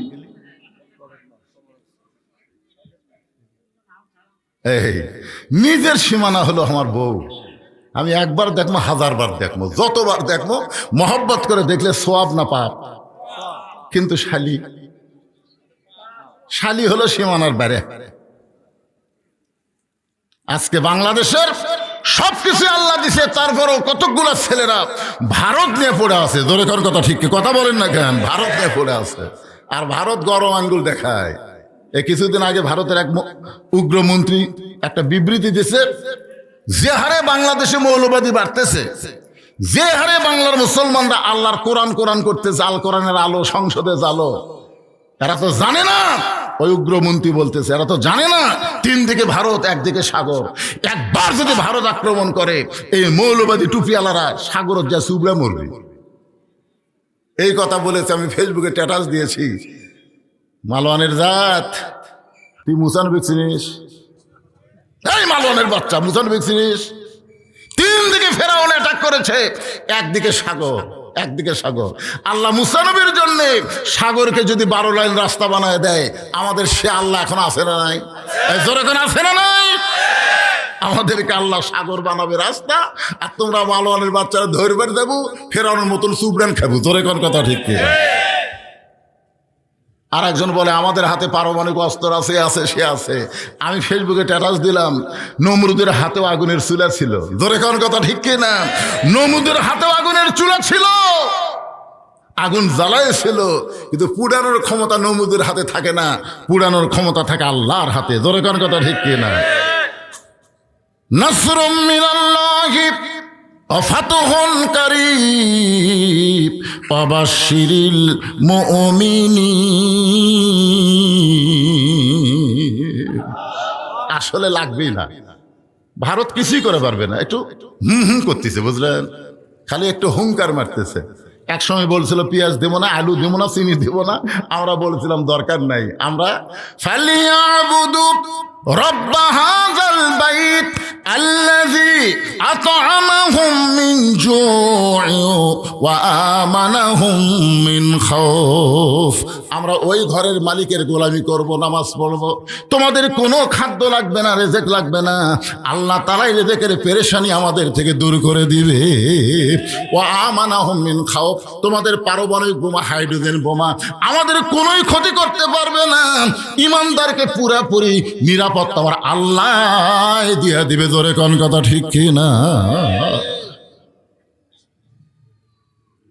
দেখতেছে, জানি ঠিকই মানি না, মানার দল করি না, যারা মান বের করে তার খুব দেখতে পারি না। গাড়ি কিন্তু চলতে চলতে শেরপুর পার হয়ে গেছে। ধরে কোন গাড়ি কি থামে থাকবি, ওই হাত বের করে আবার ঢুকে, এই খালি চুমকা চুমকা ওঠে। কি এক বেজাতির কাছে বসলাম রে, বের করে আর ঢুকাই। ইতিমধ্যে গাড়ির কন্ট্রাক্টর, এই গাড়ি কিন্তু একটা কন্ট্রাক্টর আছে, কন্ট্রাক্টর এসে বলতে আরে ভাই, তোমার কাছে এরকম একটা বেসাইদা লোক বসে আছে, হাত বার করে আর ঢুকাই, তুমি কিছুই কও না, কিছুই তুমি কও না। কয় কি যে কন ভাই, কমপক্ষে 5 বার কষি, কমপক্ষে 5 বার কষি, কমপক্ষে 5 বার আজান দেয়। প্রত্যেকটা গ্রামে কমপক্ষে কতবার দেয়, কথা কয় না কেন, 5 বার দেয়। কমপক্ষে 5 বার কষি। ওই প্রতি উত্তরে কয় জানি ঠিকই মানি না, মানার দল করি না, যারা মানবার কয় তার খুব 2 চোখকে দেখতে পারি না। আমি তখন থেকে নিয়ত করছি আর হাত ভাঙলি ভালো, আর হাত খালি একবার ভাঙ্গুক, তারপর আমার কথার গুরুত্ব বুঝবি। আমি এখন উল্টা দোয়া করতেছি, ভাঙ্গুক ভাঙ্গুক। আগে নিয়ত করছিলাম বাসুক বাসুক, কিন্তু আমার কলজা রাগ ধরে গেছে, এখন ভাঙ্গুক। কন্ট্রাক্টর বলতেছে তুমি হিংসা নিয়ে দাওয়াত দিলে হবে, তাই যেভাবে দাওয়াত দেওয়া দরকার সেইভাবে দিবার পারো নাই। বলে ভাই দাওয়াত কিভাবে দেওয়া লাগবে? বলে তুমি ডাইরেক্ট দাওয়াত দিছো, ডাইরেক্ট দাওয়াত এখন চলবে না, এখন উদউ ইলা সাবিলি রাব্বিকা বিল হিকমা, জোরে গান সুবহানাল্লাহ, মাউইজাতিল লিল হাসানা, সুন্দর ভাষায় বলা লাগবে। প্রতিদিন বলছে চলো মসজিদে যাই, ওই রাগ করে কই তুই নামাজ পড়েও যা, আমি না পড়েও তাই। তুই কি আমার সাথে ভালো করে দেখে তোর জমিত কয় মন ধান হচ্ছে, তুই নামাজি 5 ওয়াক্ত নামাজ পড়িস, তোর জমিত কয় মন খবর হচ্ছে? তুই ভাই আমার জমিত তো 12 মন হচ্ছে, আর আমি নামাজ না পড়াই 14 মন পাচ্ছি। কি মনে করছিস? নামাজের কথা কোনো যে খেপে যায়, তখন চিন্তা করতেছে এইভাবে ডাইরেক্ট হবে না, এটা হেল্পারের কথা বলতেছি, কন্ট্রাক্টরের কথা বলতেছি, ও বলতেছে এভাবে হবে না। কিভাবে? তা আপনাদের পাশেই যে বাজার, মনে করেন কি 7 গ্রাম বাজার, তো এই লোকটাকে আপনি দেখতেছেন 7 গ্রাম বাজারে 3টার সময় ঘুরতেছে, ওই বেনামাজি, আপনি দৌড়ে হাত ধরছেন, ভাই এখন কোন নামাজ? তোমার হাত ধরলাম আর তুমি নামাজের কথা কও। আরে পাগলা, তুই তো নামাজ ছাড়া কোনোদিন আমার হাত ধরিস নি। হাত ধরে বলে চলো মসজিদে যাই নামাজ পড়ি। আজকে আবার কোন নামাজ? এখন তো কোনো নামাজ নাই। তখন বলে ভাই নামাজের জন্য হাত ধরে নি, আজকে হাত ধরছি তোমার 1 কাপ চা খিলাবো। আপনারা বলেন তো, যেই লোকটা নামাজের দাওয়াত দিলে খেপা যায়, ওই লোকটাকে যদি আপনি চা খাওয়ার কথা বলেন, ওই খেপি। তখন বলে ভাই রে, তুই যে আবার চাও খিলে আস, আমি তো জানি তুই খালি একটাই দাওয়াত জানিস, নামাজের দাওয়াত, তুই যে চা খিলেনার দাওয়াত দিস, এটা আমি আজকে প্রথম দেখলাম। তখন বলে ভাই চলেন যাই, আর আপনার জীবনেও কান ধরে বলতেছি, আর আপনার জীবনেও আমি নামাজের দাওয়াত দেবো না, আর দেবো না। আমি নিয়ত করছি নামাজ দাওয়াত দেখি, আপনি নামাজ পড়েও যদি আমার সাথে ভালো থাকেন, খামা খা। এখন চা স্টলে নিয়ে গেছে, দোকানদারকে বলতে যে পেঁয়াজি দাও, নিমকি দাও, আরো কি ভালো ভালো আছে দাও। বেনামাজি বলতে যে ভাইজান চা খাওয়ার কথা বলে নিয়ে আসি এত কেন? বলে খান ভাই, নিয়ত করছি 50 টাকা খেলাবো, আমি আজকে নিয়ত করছি আপনাকে 50 টাকা খাওয়াবো। যেই মাত্র 40 টাকা হয়েছে, যেই মাত্র 40 টাকা খাওয়া হয়েছে, এমন সময় 7 গ্রাম মসজিদ থেকে আসরের নামাজের আজান। 40 টাকা খাওয়া মাত্রই আসরের নামাজের আজান। বলতে ভাই নিয়ত করছিলাম 50 টাকা খাওয়াবো রে, কিন্তু এই মুয়াজ্জিনের আক্কেল নেই, তার 5টা মিনিট পরে আজান দিলে কি হবে? আর 5টা মিনিট পরে আজান দেখ, তাহলে আমার নিয়ত পুরো হয়। এই 40 খিলাতেই যে আজান দিল, আমি নামাজ পড়ি ভাইজান। আপনি যান, এই চেয়ার ছাড়েন না, আপনি এখানে বসে থাকবেন। আমি খালি আসরের নামাজ বেশি সময় লাগবে না, 4 রাকাত ফরজ নামাজ 5-10 মিনিট লাগবে, আমি পরে আসে আবার আপনার 10 টাকার চা খেলাম। এই কথা বলে যখন নামাজে যাবার চায়, বেনামাজি খফ করে হাত ধরছে। বেনামাজি হাত ধরে বলতে যে ভাইজান আজকে কি আপনি নামাজের কথা বলবেন না? বলে এর আগে বহুদিন নামাজের কথা বলছি, তুমি নামাজের কথা শুনলে যে রাগ করো, সেদিন থেকে নিয়ত করেছি আর কোনোদিন নামাজের কথা বলবো না। লোকটা বলে পাগল, এতদিন খালি খালি নামাজের দাওয়াত দিছো, আজকে আমার পিছনে 50 টাকা খরচ করবা, 40 টাকা খরচ অটোমেটিক করেই ফেলেছো, খালি বলে দেখো। তুমি কি মনে করো আমার বিবেক কুত্তে ফেলা করছে? এতদিন খালি খালি নামাজের কথা কছো, আমার কানত যা রাগ লেগেছে ভাই। আজকে 40 টাকা খরচ করছো, আরো 10 টাকা খাওয়াবা, খালি কইয়া দেখো। আর আল্লাহর জন্য না হোক, তোমার জন্য কি 1 ওয়াক্ত নামাজ আমি পড়া পারবো না? তুমি কি মনে করছো? আমার মধ্যে কি মানবতা না গেলে বলে দেখো। তখন মনে হয় না আল্লাহ আল্লাহ মনে হয় কি, তখন বলতে দে ভাইজান তাহলে চলো মসজিদের দিকে যাই। মসজিদের দিকে যখন নামাজি বেনামাজিকে রওনা দেয়, ওর কানে কানে ফিস ফিস করে বলতে দে ভাই এতদিন নামাজের কথা বললি, তুমি যে রাগ করো আজকে আর একটা কথা যোগ করা লাগবে। বলে আবার কি যোগ করবা? বলে ওযু করা লাগবে। বেনামাজি বলতেছি যদি বলে গোসল করা লাগবে তাও কর না। তুই কি মনে করিস তোর জন্য এক ওয়াক্ত নামাজ পড়বার পারবো না? ওযু করার পরে এবার নামাজি বলতেছে ভাইজান আল্লাহর ঘরের মধ্যে ঢুকতে চান, নিজের ইচ্ছায় ঢোকা যাবে না, আল্লাহর হুকুমে ঢুকতে হবে। জবান খুলে একটা দোয়া পড়ো, আল্লাহুম্মা আফতাহ লি আবওয়াবা রাহমাতিক। শুধু দোয়া পড়লে হবে না, ডান পা দিয়ে মসজিদের মধ্যে ঢোকো। এবার দোয়া পড়ে ডান পায়ে মসজিদের মধ্যে যেই মাত্র বেনামাজি ঢুকেছে, নামাজি খুব জোরে জোরে সামনে কাতারে গিয়ে আল্লাহর সঙ্গে যোগাযোগ করে বলতেছে আল্লাহ আমার দায়িত্ব হলো দাওয়াত দেওয়া, আর তোমার দায়িত্ব হলো হেদায়েত দেওয়া। আল্লাহ খালি খালি নামাজের কথা বললে গালি খাইছি, খালি খালি কইয়া গালি খাইছি। আজকে এর পিছনে 40 টাকা খরচ করেছি, আরো 50 টাকা খরচ করব। আল্লাহ তোমার বেনামাজি বান্দাকে আমি যেমন করি হোক তোমার মসজিদের মধ্যে ঢুইকা দিছি। এখন তোমার দায়িত্ব হলো হেদায়েত দেওয়া, আমার দায়িত্ব হলো দাওয়াত দেওয়া, বান্দার দায়িত্ব হলো দাওয়াত দেওয়া। ধরে কোন কি দেওয়া? আর আল্লাহর দায়িত্ব হলো হেদায়েত দেওয়া।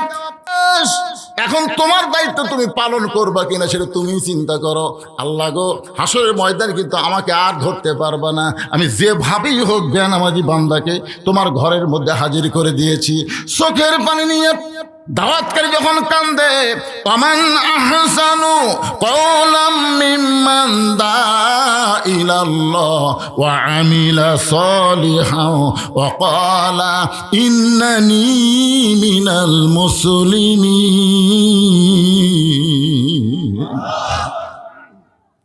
আসরের নামাজ, কোন নামাজ? আসরের নামাজ। এখানে আল্লাহর কাছে বারবার বলতেছে আল্লাহ আল্লাহ আমার কাম কিন্তু শেষ, তুমি তো আমাকে ধরবে আর পারবে না, কারণ আমার দায়িত্বই শেষ। আমার দায়িত্ব হলো দাওয়াত দেওয়া, আর তোমার দায়িত্ব হলো হেদায়েত দেওয়া। এমন দোয়া করা করছে, আপনি বলেন তো দোয়া খালি করছে না কাম করছে? কাম করার পরে তারপরে দোয়া। এ দোয়াটা আল্লাহ কবুল করছে। নামাজ শেষ হয়ে গেলে বলতেছে ভাইজান ভাইজান 10 টাকা কিন্তু বাকি আছে, 40 টাকা খাওয়াছি ভাই, এখনো 10 টাকা বাকি আছে, চলেন যাই। ওই ওঠে না, চলেন ভাই। আরে পাগল, এত বাড়াবাড়ি করিস করে। নামাজি কয় কি রে ভাই, আরে নামাজের মধ্যে যে এমন শান্তি জীবনে কোনোদিন বুঝিনি রে। আপনার বলেন তো নামাজের মধ্যে শান্তি আছে না নাই? কেমন শান্তি! আল্লাহ কেন বললেন ইন্না সালাতি ওয়া নুসুকি ওয়া মাহইয়ায়া ওয়া মামাতি লিল্লাহি রাব্বিল আলামিন। আপনারা বলেন তো নামাজ কার জন্যে? সবাই বলেন, এটা কি আমার কথা না আল্লাহর কোরআনের কথা? নামাজ কার জন্যে? কুরবানি কার জন্যে? বেঁচে থাকা কার জন্যে? মরে যাওয়া কার জন্যে? এখানে আল্লাহ 4টা কথা বলেছেন, এই 4টাই হলো আল্লাহর জন্যে। আমরা অনেক মানুষ কিন্তু নামাজ পড়া জান্নাত চাই, নামাজ পড়া দোয়া করে আল্লাহুম্মা ইন্না নাসআলুকাল জান্নাতা নাউযু বিকা মিনান নার। এইটা বোঝানোর জন্য একটা হাদিস এবং ঘটনা আপনাদের সামনে নকল করতেছি। হযরত আলী রাদিয়াল্লাহু তাআলা এশার নামাজ পড়ার পরে আল্লাহ রাসূলকে বললেন, ইয়া রাসূলুল্লাহ, এই দুনিয়াতে 10 জনকে জান্নাতের সুসংবাদ দেওয়া হয়েছে। সবাই তো জান্নাত পাবে, নবীর সাহাবীরা সবাই কি পাবে? জান্নাত পাবে। রাদিয়াল্লাহু আনহুম ওয়া রাদু আন যালিকা লিমান খাশিয়া রাব্বা। আল্লাহ কোরআনের মধ্যে বলেছেন রাদিয়াল্লাহু তাআলা আনহু যাদের পিছনে আছে তাদেরকে আল্লাহ শুধু জান্নাতই দিবে না, তাদেরকে বিনা হিসাবে জান্নাত দিয়ে দিবে। জোরে কোন সুবহানাল্লাহ। তাহলে নবীর প্রত্যেকটা সাহাবীরা কি? এরপরও 10টা কথা আছে না নাই? 10টার কথা আছে না নাই? 1 নম্বর কে আবু বকর, 2 নম্বর হলো ওমর, 3 নম্বর হলো ওসমান, 4 নম্বর হযরত আলী, 5 নম্বর আব্দুর রহমান ইবনে আওফ, 6 নম্বর হলো জুবাইর, 7 নম্বর তালহা, 8 নম্বর সাদ ইবনে আবি ওয়াক্কাস, 9 নম্বর হলো আবু সাইদ, আর 10 নম্বর হলো ওবাদা ইবনুল জাররাহ। এই 10 জনই হলেন আশারে মুবাশশারা। আশারে মুবাশশারা মানে এই 10 জনকে জান্নাতের সুসংবাদ দেওয়া হয়েছে। সুবহানাল্লাহ না কেন? তো হযরত আলী ঈশার নামাজ পড়ার পরে বলতেছি, ইয়া রাসূলুল্লাহ, জান্নাতের সুসংবাদ প্রাপ্ত 10 জন সাহাবীর মধ্যে আমি আছি। আপনার কোন তো আলী কি মূর্খ না জ্ঞানী? তো রাসূল বলতেছে, আলী তুমি নাই, তুমি কি তোমার নাম শোনোনি? তুমি তো 4 নম্বরে আছো। আলী বলতে, হুজুর আমি যদি জান্নাতের সার্টিফিকেট পাওয়া 4 নম্বর ব্যক্তি হই, এখন থেকে যদি আমি নামাজ না পড়ি, মানে জান্নাতের সার্টিফিকেট পেয়ে গেছি, এখন থেকে যদি আমি নামাজ না পড়ি, এরপরেও কি আল্লাহ আমাকে জান্নাত দিবে? তখন আল্লাহ রাসূল একটু মুচকি হাসিতে বলেন, আলী তুমি যদি নামাজ বাদ দাও, আল্লাহ তোমাকে জান্নাত থেকে বাদ দিবে না। সুবহানাল্লাহ। আলী বলছে যে হুজুর 5 ওয়াক্ত নামাজের মধ্যে এই ফজরের নামাজ আমার খুবই কষ্ট লাগে। 5 ওয়াক্ত নামাজের মধ্যে কোন নামাজ কষ্ট লাগে? ফজরের নামাজ কষ্ট লাগে। আজ থেকে যদি আমি ফজরের নামাজ বাদ দেই, এরপরেও কি আল্লাহ আমাকে জান্নাত দিবে? আল্লাহ রাসূল বলে, আলী শুধু ফজর বাদ না, তুমি সব যদি বাদ দাও, এরপরে আল্লাহ তোমাকে জান্নাত থেকে বাদ দিবে না। যাও যাও। হয়তো আলী বলছে যে হুজুর একদিনে তো আর সব বাদ দেওয়া যাবে না, আজ থেকে ফজরই বাদ দেওয়ার নিয়ত করে বের হলাম। এই কথা বলে যখন আলী চলে যাচ্ছে, আবু বকর বলে, ইয়া রাসূলুল্লাহ, হযরত আলী এত বড় বেয়াদবি করলো আর আপনি কিছুই বললেন না, আপনি কিছুই বললেন না। রাসূল বললেন, আবু বকর, নামাজ যদি জান্নাতের জন্য হয় তাহলে আলী নামাজ বাদ দিবার পারবে, আর নামাজ যদি আল্লাহর জন্য হয়, আলী গোটা দুনিয়া বাদ দেবে, কিন্তু 1 ওয়াক্ত নামাজ বাদ দিবে না। আপনার বলেন তো নামাজ কার জন্যে? যে আয়াতে কারিমা তেলাওয়াত করলাম, এখানে আল্লাহ বলতেছেন, ইন্না সালাতি ওয়া নুসুকি ওয়া মাহইয়ায়া ওয়া মামাতি লিল্লাহি রাব্বিল আলামিন। এশার নামাজ পড়ে হযরত আলী চলে আসলেন বাড়িতে। বাড়ির দরজায় প্রতিদিন হযরত আলী সালাম দেয়। আল্লাহ রাসূল বলেছেন, তোমরা যখন বাড়িতে যাবে, ওই বাড়ির দরজা বরাবর তোমরা সালাম দিবা। যদি সালামের উত্তর নাও পাও, তারপরে বাড়ির উপরে আল্লাহ রহমত বর্ষণ করবে। আপনারা বলেন তো, আমরা কবরের পাশে দিয়ে যখন যাই, সালাম পাওয়ার নিয়তে দেই, কথা কয় সালাম পাওয়ার নিয়তে দেই। আচ্ছা, যদি কেউ উত্তর দেয়, তাহলে আপনার গতি কেমন হবে? না, সালাম দেওয়া কি? কথা কয় না বারে, সালাম দেওয়া কি, উত্তর দেওয়া কি? এখন যে গোরস্থানে আপনি সালাম দিচ্ছেন, যদি উত্তর পাওয়ার নিয়তে দেন, আর একটা মরা মানে যদি ওয়ালাইকুম আসসালাম, মানুষের থাকবি না, 80 মাইল বেগে দৌড়াবি ভাই। এরপরে আমরা সালাম দেই। সালাম একটা দোয়ার নাম। আল্লাহ রাসূল বলেছেন, কোন বাড়ির দরজায় যখন যাবে, কলিং বেলে চাপনে দিয়ে দরজা ধাক্কা ধাক্কি না করে সর্বপ্রথম একটা সুন্নত হলো, আসসালামু আলাইকুম ইয়া আহলাল বাইত। এই বাড়ির মধ্যে যারা আছে সকলের প্রতি আল্লাহ রহমত বর্ষিত হোক। জোরে কোন সুবহানাল্লাহ। হযরত আলী প্রতিদিন সালাম দেয়, কিন্তু আজকে ফজরের নামাজ বাদ দেওয়ার কথা বলে চলে এসেছে, এই কারণে সালামের কথা আর মনেই নেই। আল্লাহ কি করতেছে দেখেন, আল্লাহর শিক্ষা। ফজরের নামাজ পড়বি না এই কথা বলে যাচ্ছে, বাড়ির দরজাতে এসে সালাম দেওয়ার কথাই মনে নেই। রহমত বাড়তিছে না কমতিছে? হাসান হোসেনের মা, দরজা খোলো। এবার নবীর কলিজার টুকরা ফাতেমা দরজা এসে বলতেছে, আসসালামু আলাইকুম। আলী সোম করছে, কে রে, আমার মনে নাই। ফাতেমা বলেছে, আসসালামু আলাইকুম, উত্তর দেন। এবার হযরত আলী উত্তর দিলেন, ওয়া আলাইকুম আসসালাম। ওগো ফাতেমা, এতদিন ফজরের নামাজ নিয়ে বড় টেনশনে থাকতাম, আজ থেকে আর ফজর পড়া লাগবে না, আমি ঘুমিয়ে যাব। তুমি যেন বেলাল আজান দিলে আমাকে ঘুম থেকে ডাক না দাও। ফাতেমা মুস্কি মুস্কি হাসতেছে। সুবহানাল্লাহ কোন। ফাতেমা মুস্কি মুস্কি হাসার কারণ হলো, যেই ব্যক্তি তাহাজ্জুদের নামাজ কোনোদিন বাদ দেয় না, আর সেই ব্যক্তি ফজরের নামাজ আজ থেকে পড়বে না, এ কথা যতই মুখে বলুক বিশ্বাস করা যায় না। রাসূল বলেছেন, 5 ওয়াক্ত নামাজ হলো ইবাদত, আর তাহাজ্জুদের নামাজ হলো মাহাব্বত। সাহাবীরা বললেন, ইয়া রাসূলুল্লাহ, ইবাদত আর মহব্বতের ব্যাখ্যা কি? আল্লাহ রাসূল বলেছেন, 5 ওয়াক্ত নামাজ পড়বে মানুষ জান্নাত পাওয়ার জন্য, জাহান্নামের ভয়ে, আর তাহাজ্জুদের নামাজ পড়বে জান্নাত জাহান্নামের জন্য না, কেবল মাত্র আমার আল্লাহর জন্য। সুবহানাল্লাহ।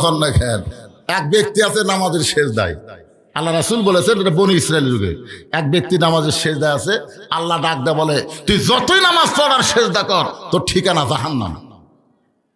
তুই যতই নামাজ পড়ার সেজদা কর, ঠিকানা কি?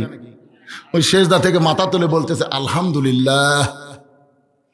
আল্লাহ কয়, কে রে পাগলা, তোকে আমি কি খবর দিছি, খবর শুনছিস? তুই যতই সেজদা কর নামাজ পড় তোর ঠিকানা হলো জাহান্নাম। বলতেছে আলহামদুলিল্লাহ। আল্লাহ তোর ঠিকানা জাহান্নাম রে, তুই আলহামদুলিল্লাহ কস। পাগলা বলতেছে, আল্লাহ আপনি এত খেলছেন কেন? আপনি আমাকে জাহান্নাম দিলে কি কষ্ট পাবেন? আপনি আমাকে জাহান্নাম কছেন, আমি আলহামদুলিল্লাহ কছি, কারণ আমি বিশ্বাস করি জান্নাতের মালিক যিনি, জাহান্নামেরও মালিক তিনি। তা আপনি যদি আমাকে জাহান্নাম দিয়ে খুশি হন, আমার বেজার হয়ে লাভ আছে? আল্লাহ যেটা দিবি ওটাই মেনে নেওয়ার নাম হলো ইমাম। আল্লাহ বলতেছে জাহান্নামে গেলে তোর কষ্ট হবে পাগলা, তুই কষ্ট পাবি, তুই জানিস না। আপনি কি মনে করছেন আমি একলা যাবো? আল্লাহ কয় তোর সঙ্গে জাহান্নামত খেয়ে যাবি। তো বলতেছে আমার জাতির পিতার সাথে নমরুদের আগুনের মধ্যে কে গেছিল? আমার জাতির পিতা ইব্রাহিমের জন্য যদি আপনি বলতে পারেন কুলনা ইয়া নারু কুনি বারদাও ওয়া সালামান আলা ইব্রাহিম, ইব্রাহিমের ঈমান, ইব্রাহিমের মহব্বতের কারণে যদি নমরুদের আগুনের চুলা শান্তির বাগান হয়, আপনার গোলামি, আপনার মহব্বত আমার কলিজায়, আমি যখন জাহান্নামে যাব আমার জাহান্নামকেও আপনি জান্নাত বানায়া দিবে। একটু মনোযোগ দিয়ে শোনা লাগবে। এতদিন হযরত আলী ঘুম পাড়ে বালিশ মাথায় দিয়ে, কিন্তু আজকে যখন বলেছে ফাতেমা, বেলাল যখন আজান দেবে আমাকে যেন ফজরের সময় ডাক না দাও, ফাতেমা চিন্তা করলো বালিশ মাথার দিয়ে ঘুম পারলে হয়তো চেতন পাবে, এই জন্য বালিশ মাথার তলে না দিয়া নিজের উরুটাকে বালিশ বানায়া মাথার চুলের মধ্যে হাত দিয়ে বিলকি কাটতেছে। রাসূল বলে, ফাতেমা রে, আল্লাহর পরে কাউকে যদি সেজদা দেওয়ার হুকুম থাকতো তাহলে আমি তোমাকে বলতাম আলীর পায়ে সেজদা করো। ও ফাতেমা, আল্লাহর পর পৃথিবীর কাউকে সেজদা দেওয়া যাবে না, কিন্তু মেয়ে মানুষের কাছে সবচাইতে দামি ওই ব্যক্তি হলো তার স্বামী। এ কথা বলার পরে ফাতেমা বুঝবার পারছে আল্লাহর পরই আমার স্বামী হলো আমার সবচাইতে দামি। ধরে কন্যা সুবহানাল্লাহ। আমাদের মা বোনগুলো কি করে? মা বোনেরা যারা পর্দার অন্তর আছেন একটু শোনেন, মেয়েদের আমল কিন্তু বেশি না, মাত্র 4টা আমল করলে 8টা জান্নাতের দরজা আল্লাহ খুলে দিবে। 8টা জান্নাতের দরজা না, 8টা দরজা জান্নাতের আল্লাহ খুলে দিবে। যে কোনো দরজা দিয়ে সে জান্নাতে প্রবেশ করবে। 1 নম্বর হলো 5 ওয়াক্ত নামাজ, 2 নম্বর হলো রমজান মাসের রোজা, 3 নম্বর স্বামীর খেদমত করা, কথা মতো চলা, আর 4 নম্বর হলো সতীত্বের হেফাজত, পর্দা করা। এই 4টি আমল যদি মেয়েরা করতে পারে আল্লাহ খুশি হয়ে 8টা জান্নাত দিয়া দিবে। জোরে কন্যা সুবহানাল্লাহ। আমার মায়ের একটু মনোযোগ দিয়ে শোনেন, যেই মাত্র তাহাজ্জুদের সময় হয়েছে সঙ্গে সঙ্গে হযরত আলী ঘুম থেকে চেতন পায়, দেখে বালিশ নাই। ওগো ফাতেমা, তুমি কি ঘুম পাড়ো নাই? বলে আজকে আমি আপনাকে ঘুম পাড়াইছি, আজকে আপনাকে ঘুম পাড়াইছি ফাতেমা রে, তাহলে তুমি কি ঘুমাবা না? ফাতেমা চোখের পানি বের করে মুচকি হাসি দেয়, বলে ওগো স্বামী, আমি একদিন আমার বাবার কাছে একটু গোসা করে বলেছিলাম, বাবা দুনিয়াতে কত ধনী ধনী যুবক আপনার ফাতেমাকে বিয়ে করবার চাইছিল, কিন্তু ধনী ধনী যুবকের সঙ্গে বিয়ে না দিয়া এই গরিবের সঙ্গে আমার বিয়ে দিলেন বাবা। একটা দিনও সুন্দরভাবে সংসার চালাবার পারে না। ও বাবা, এই গরিবের সঙ্গে সংসার করতে গিয়ে আপনি জানেন আমার কত কষ্ট হয়েছে, কত কষ্ট ফাতেমার জীবনে। তার ছোট্ট একটা ইতিহাস আপনাদের বলি। দুপুরবেলায় ফাতেমার স্বামীর কাছে ছোট বাচ্চার মতন কাঁদতেছে। আলী বলে, ফাতেমা কান্দার কারণ কি? বলে, কান্দার কারণ হলো হাসান হোসেন না খেয়ে ঘুমায় গেছে, ঘুম থেকে চেতন পাইলেই তো খাবার বায়না করবে। ওরা কোনোদিন আপনার কাছে বায়না ধরে না, এরা বায়না ধরে আমার কাছে। আমি চিন্তায় পড়ে গেলাম, এখন হাসান হোসেন চেতন পায় যদি খাবার চাই, গোটা বাড়ি খুঁজে দেখলাম খাবার কিছু নাই, আপনার পকেট খুঁজাও দেখলাম একটাও পয়সা নেই।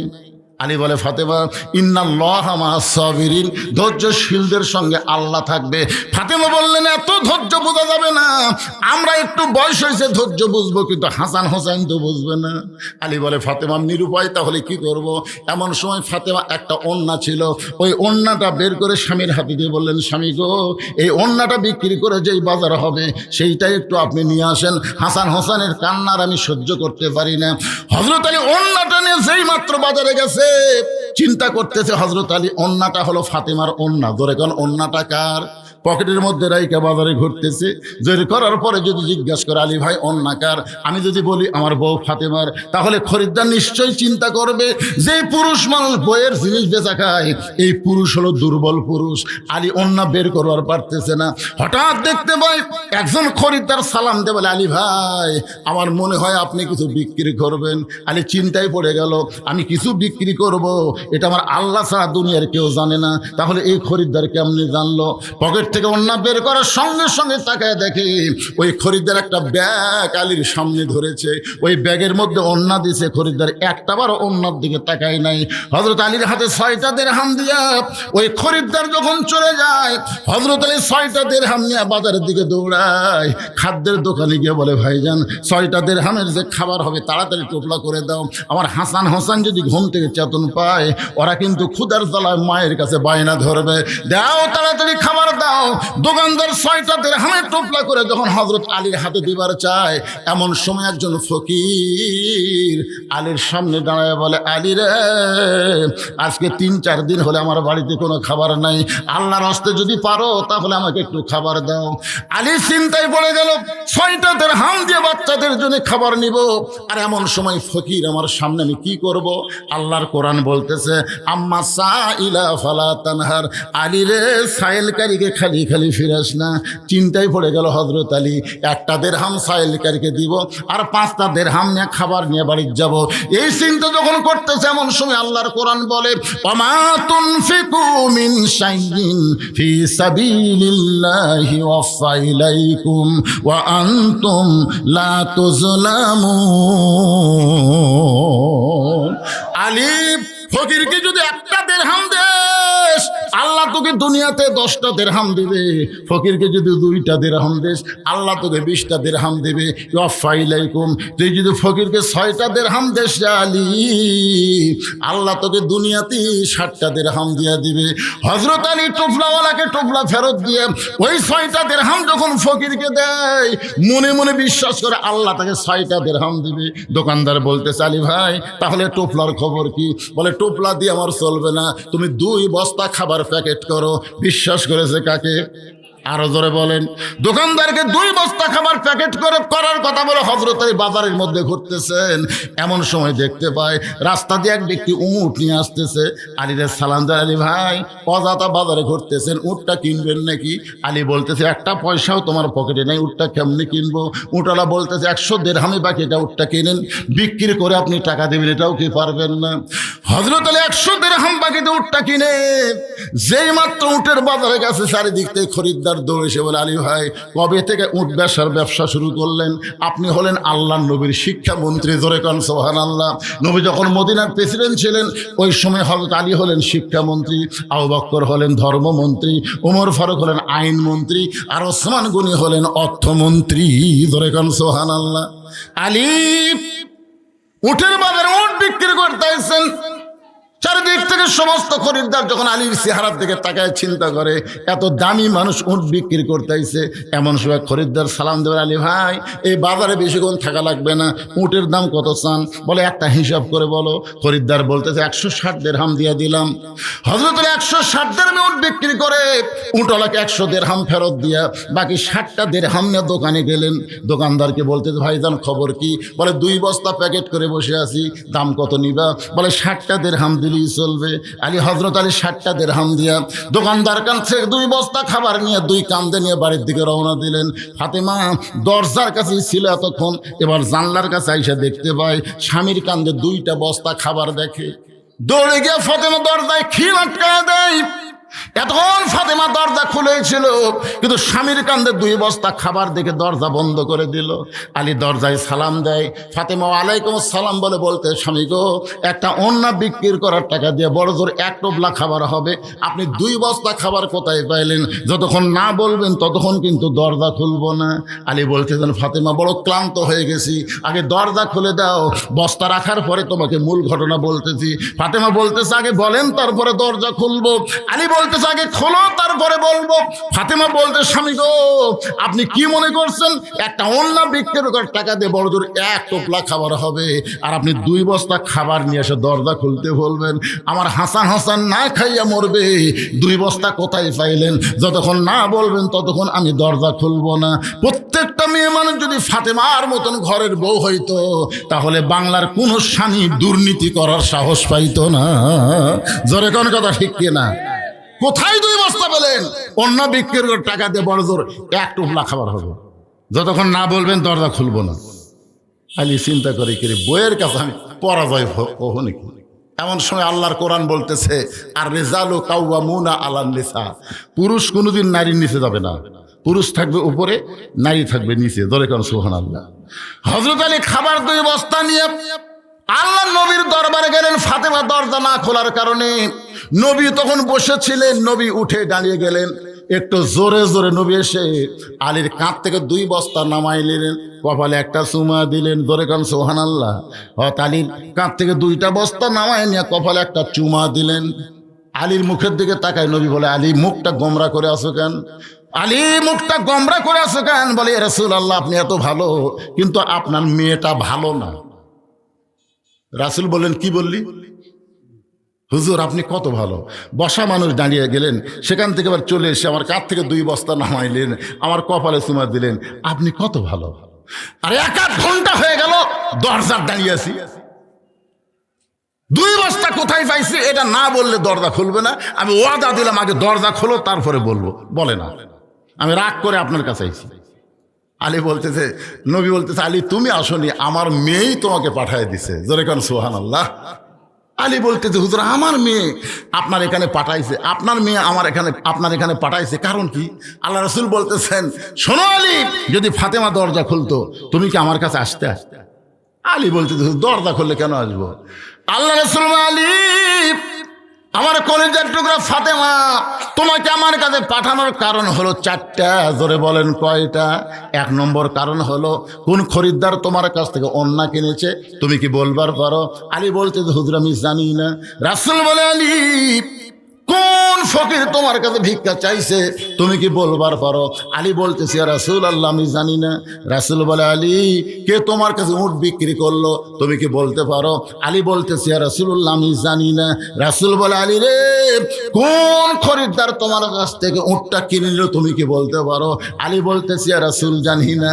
আল্লাহ নবী বললেন, আমি জানি, আমি তোমাকে জানাবার চাই। সুবহানাল্লাহ। কেন? আমি জানি, তোমাকে জানাবার চাই। আমার মেয়ে তো জানে না, এই জন্য আমার কাছে তোমাকে পাঠাইছে, তুমি কি এই 4টা বিষয় জানবে? আলী বলতে, জানবো না মানে? রাসূল বলেন, এজলেস, তাহলে বসো, আমি এখন বলি কোন খরিদ্দার তোমার কাছ থেকে ওন্না কিনেছে, কোন ফকির তোমার কাছ থেকে ভিক্ষা নিয়েছে, কে তোমার কাছে উট বিক্রি করলো, আবার বেশি দামে কে উটটা কিনলো। বসো। হযরত আলী বসে গেছে, এখন রাসূল বলবে, আমিও আপনাদের সামনে বলবো, কিন্তু এই মাদ্রাসার জন্য আপনাদের কাছে একটু ব্যাগ যাবি, রুমাল যাবি। টাকা দিলে যে বাড়ে, কোরআনের আয়াত দিয়ে আমি আপনাদের বোঝানোর চেষ্টা করছি।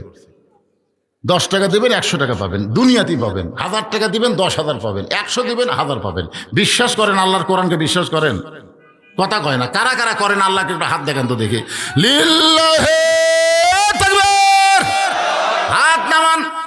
মাহফিল কমিটির ছেলেরা আপনাদের কাছে ব্যাগ নিয়ে যাবে, আল্লাহর হস্তে আপনারা দিবেন। ভাইজান, এই মাদ্রাসাকে চালানোর জন্য, মাদ্রাসাকে মহব্বত করে, আল্লাহর কোরআনকে মহব্বত করে সবাই দান করবেন। এখানে এমন কিছু আল্লাহর বান্দা আছে যারা 1000 দিবে, 5000 দিবে, 10,000 দিবে, তারা ওই ব্যাগের মধ্যে দিবে না, তারা আমার হাতে। এই ব্যাগ কালেকশন হওয়া পর্যন্ত আমার মায়েদের কাছেও যাবেন, ফাতেমার বংশধর যারা বসে আছে, ফাতেমার সঙ্গে জান্নাতে যাওয়ার আশায়, তাদের কাছে যাবেন, আমার মায়েরাও আল্লাহর রাস্তায় দান করবে। লড়া চড়া না, আপনাদের কাছে ব্যাগ যাবে তো। যারা শুধু দিবেন, 1,000 টাকা দেওয়ার লোক যদি থাকেন, আল্লাহ 10,000 দুনিয়াতে দিবে। 100 টাকা দিবেন, আল্লাহ তাআলা মাশাআল্লাহ, আল্লাহ তোমার একজন বান্দা নবীর এতিম মাদ্রাসাকে মহব্বত করে 500 টাকা দান করেছে, আর একজন 500 টাকা দান করছে, আল্লাহ কবুল করেন।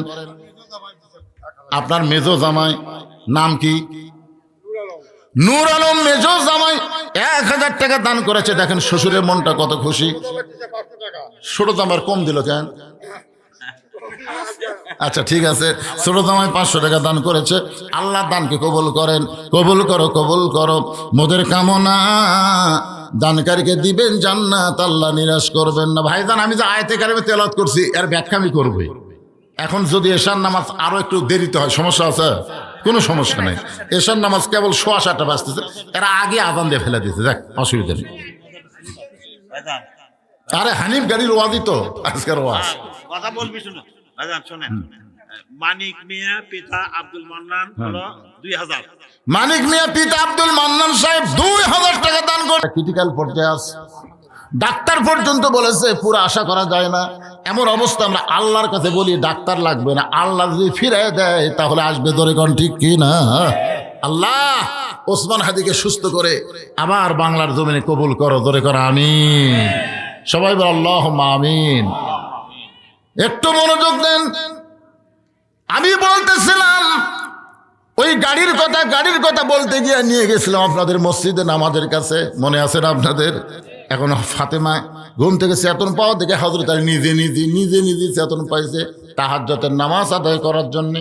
তাহাজ্জুদের নামাজ আদায় করার পরে হযরত আলী যখন জুব্বা গায়ে দিয়ে মাথায় পাগড়ি পরে বাড়ি থেকে বের হচ্ছেন, ফাতেমার সামনে দাঁড়ায় বলে, আপনি আমার বাবার কাছে নাকি বলে আইছেন আজ থেকে ফজরের নামাজ পড়বেন না, তাহলে তাহাজ্জুদের নামাজ পড়ে আপনি কোথায় যাবেন?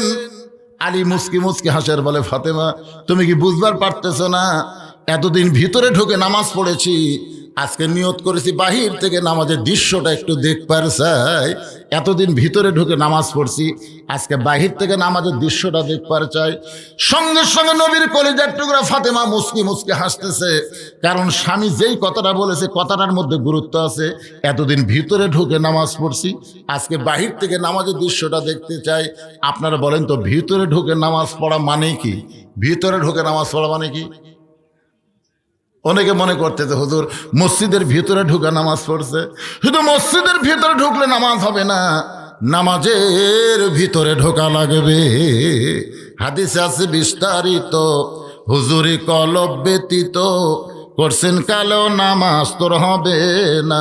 তবে কেন গাও জুয়ারি, মানুষকে দেখাও নামাজ পড়ি, ও তোমার সিদ্ধ বীজে সুফল ফলে না। আজ কেন নামাজের ভিতরে ঢুকতে পারলা না? আল্লাহ কয় নামাজের জোরে ফাহেশা কাজ যাবে দূরে, পাক কোরআনে রয়ে আছে ঘোষণা। এখন আকাম কুকাম নামাজ রোজা একসাথে বান্ধিয়া বোঝা, জাহান্নামে দিয়াছ রওয়ানা। আজ কেন আল্লাহর নামাজ ধরতে পারলা না? নামাজ খালি পড়লে হবে না, নামাজ ধরা লাগবে। দেখবেন অনেক লোক নামাজ পড়ে ঘুষ খায়, নামাজ পড়ে সুদ খায়, নামাজ পড়ে জমির আল ঠেলে, ছেলের বেশি সম্পদ দিয়ে মেয়ে ফাঁকি দেয়। এইরকম নামাজে আসে না নাই? ধরে কর আসে না নাই? একটু মনোযোগ দিয়ে শুনবেন। শুধু নামাজ পড়লে হবে, নামাজের ভিতরে ঢোকা লাগবে। আলী বলতেছেন, ফাতেমা এতদিন ভিতরে ঢোকে নামাজ পড়েছি, আজকে বাহির থেকে নামাজের দৃশ্যটা একটু দেখবার চাই। এখন স্বামীর মুখের উপর ফাতেমা কি করবে? হয়তো আলী হাব্বা জুব্বা পাগড়ি পরে যখন বাড়ি থেকে বের হলেন, মসজিদের চারিধার ঘুরতেছেন।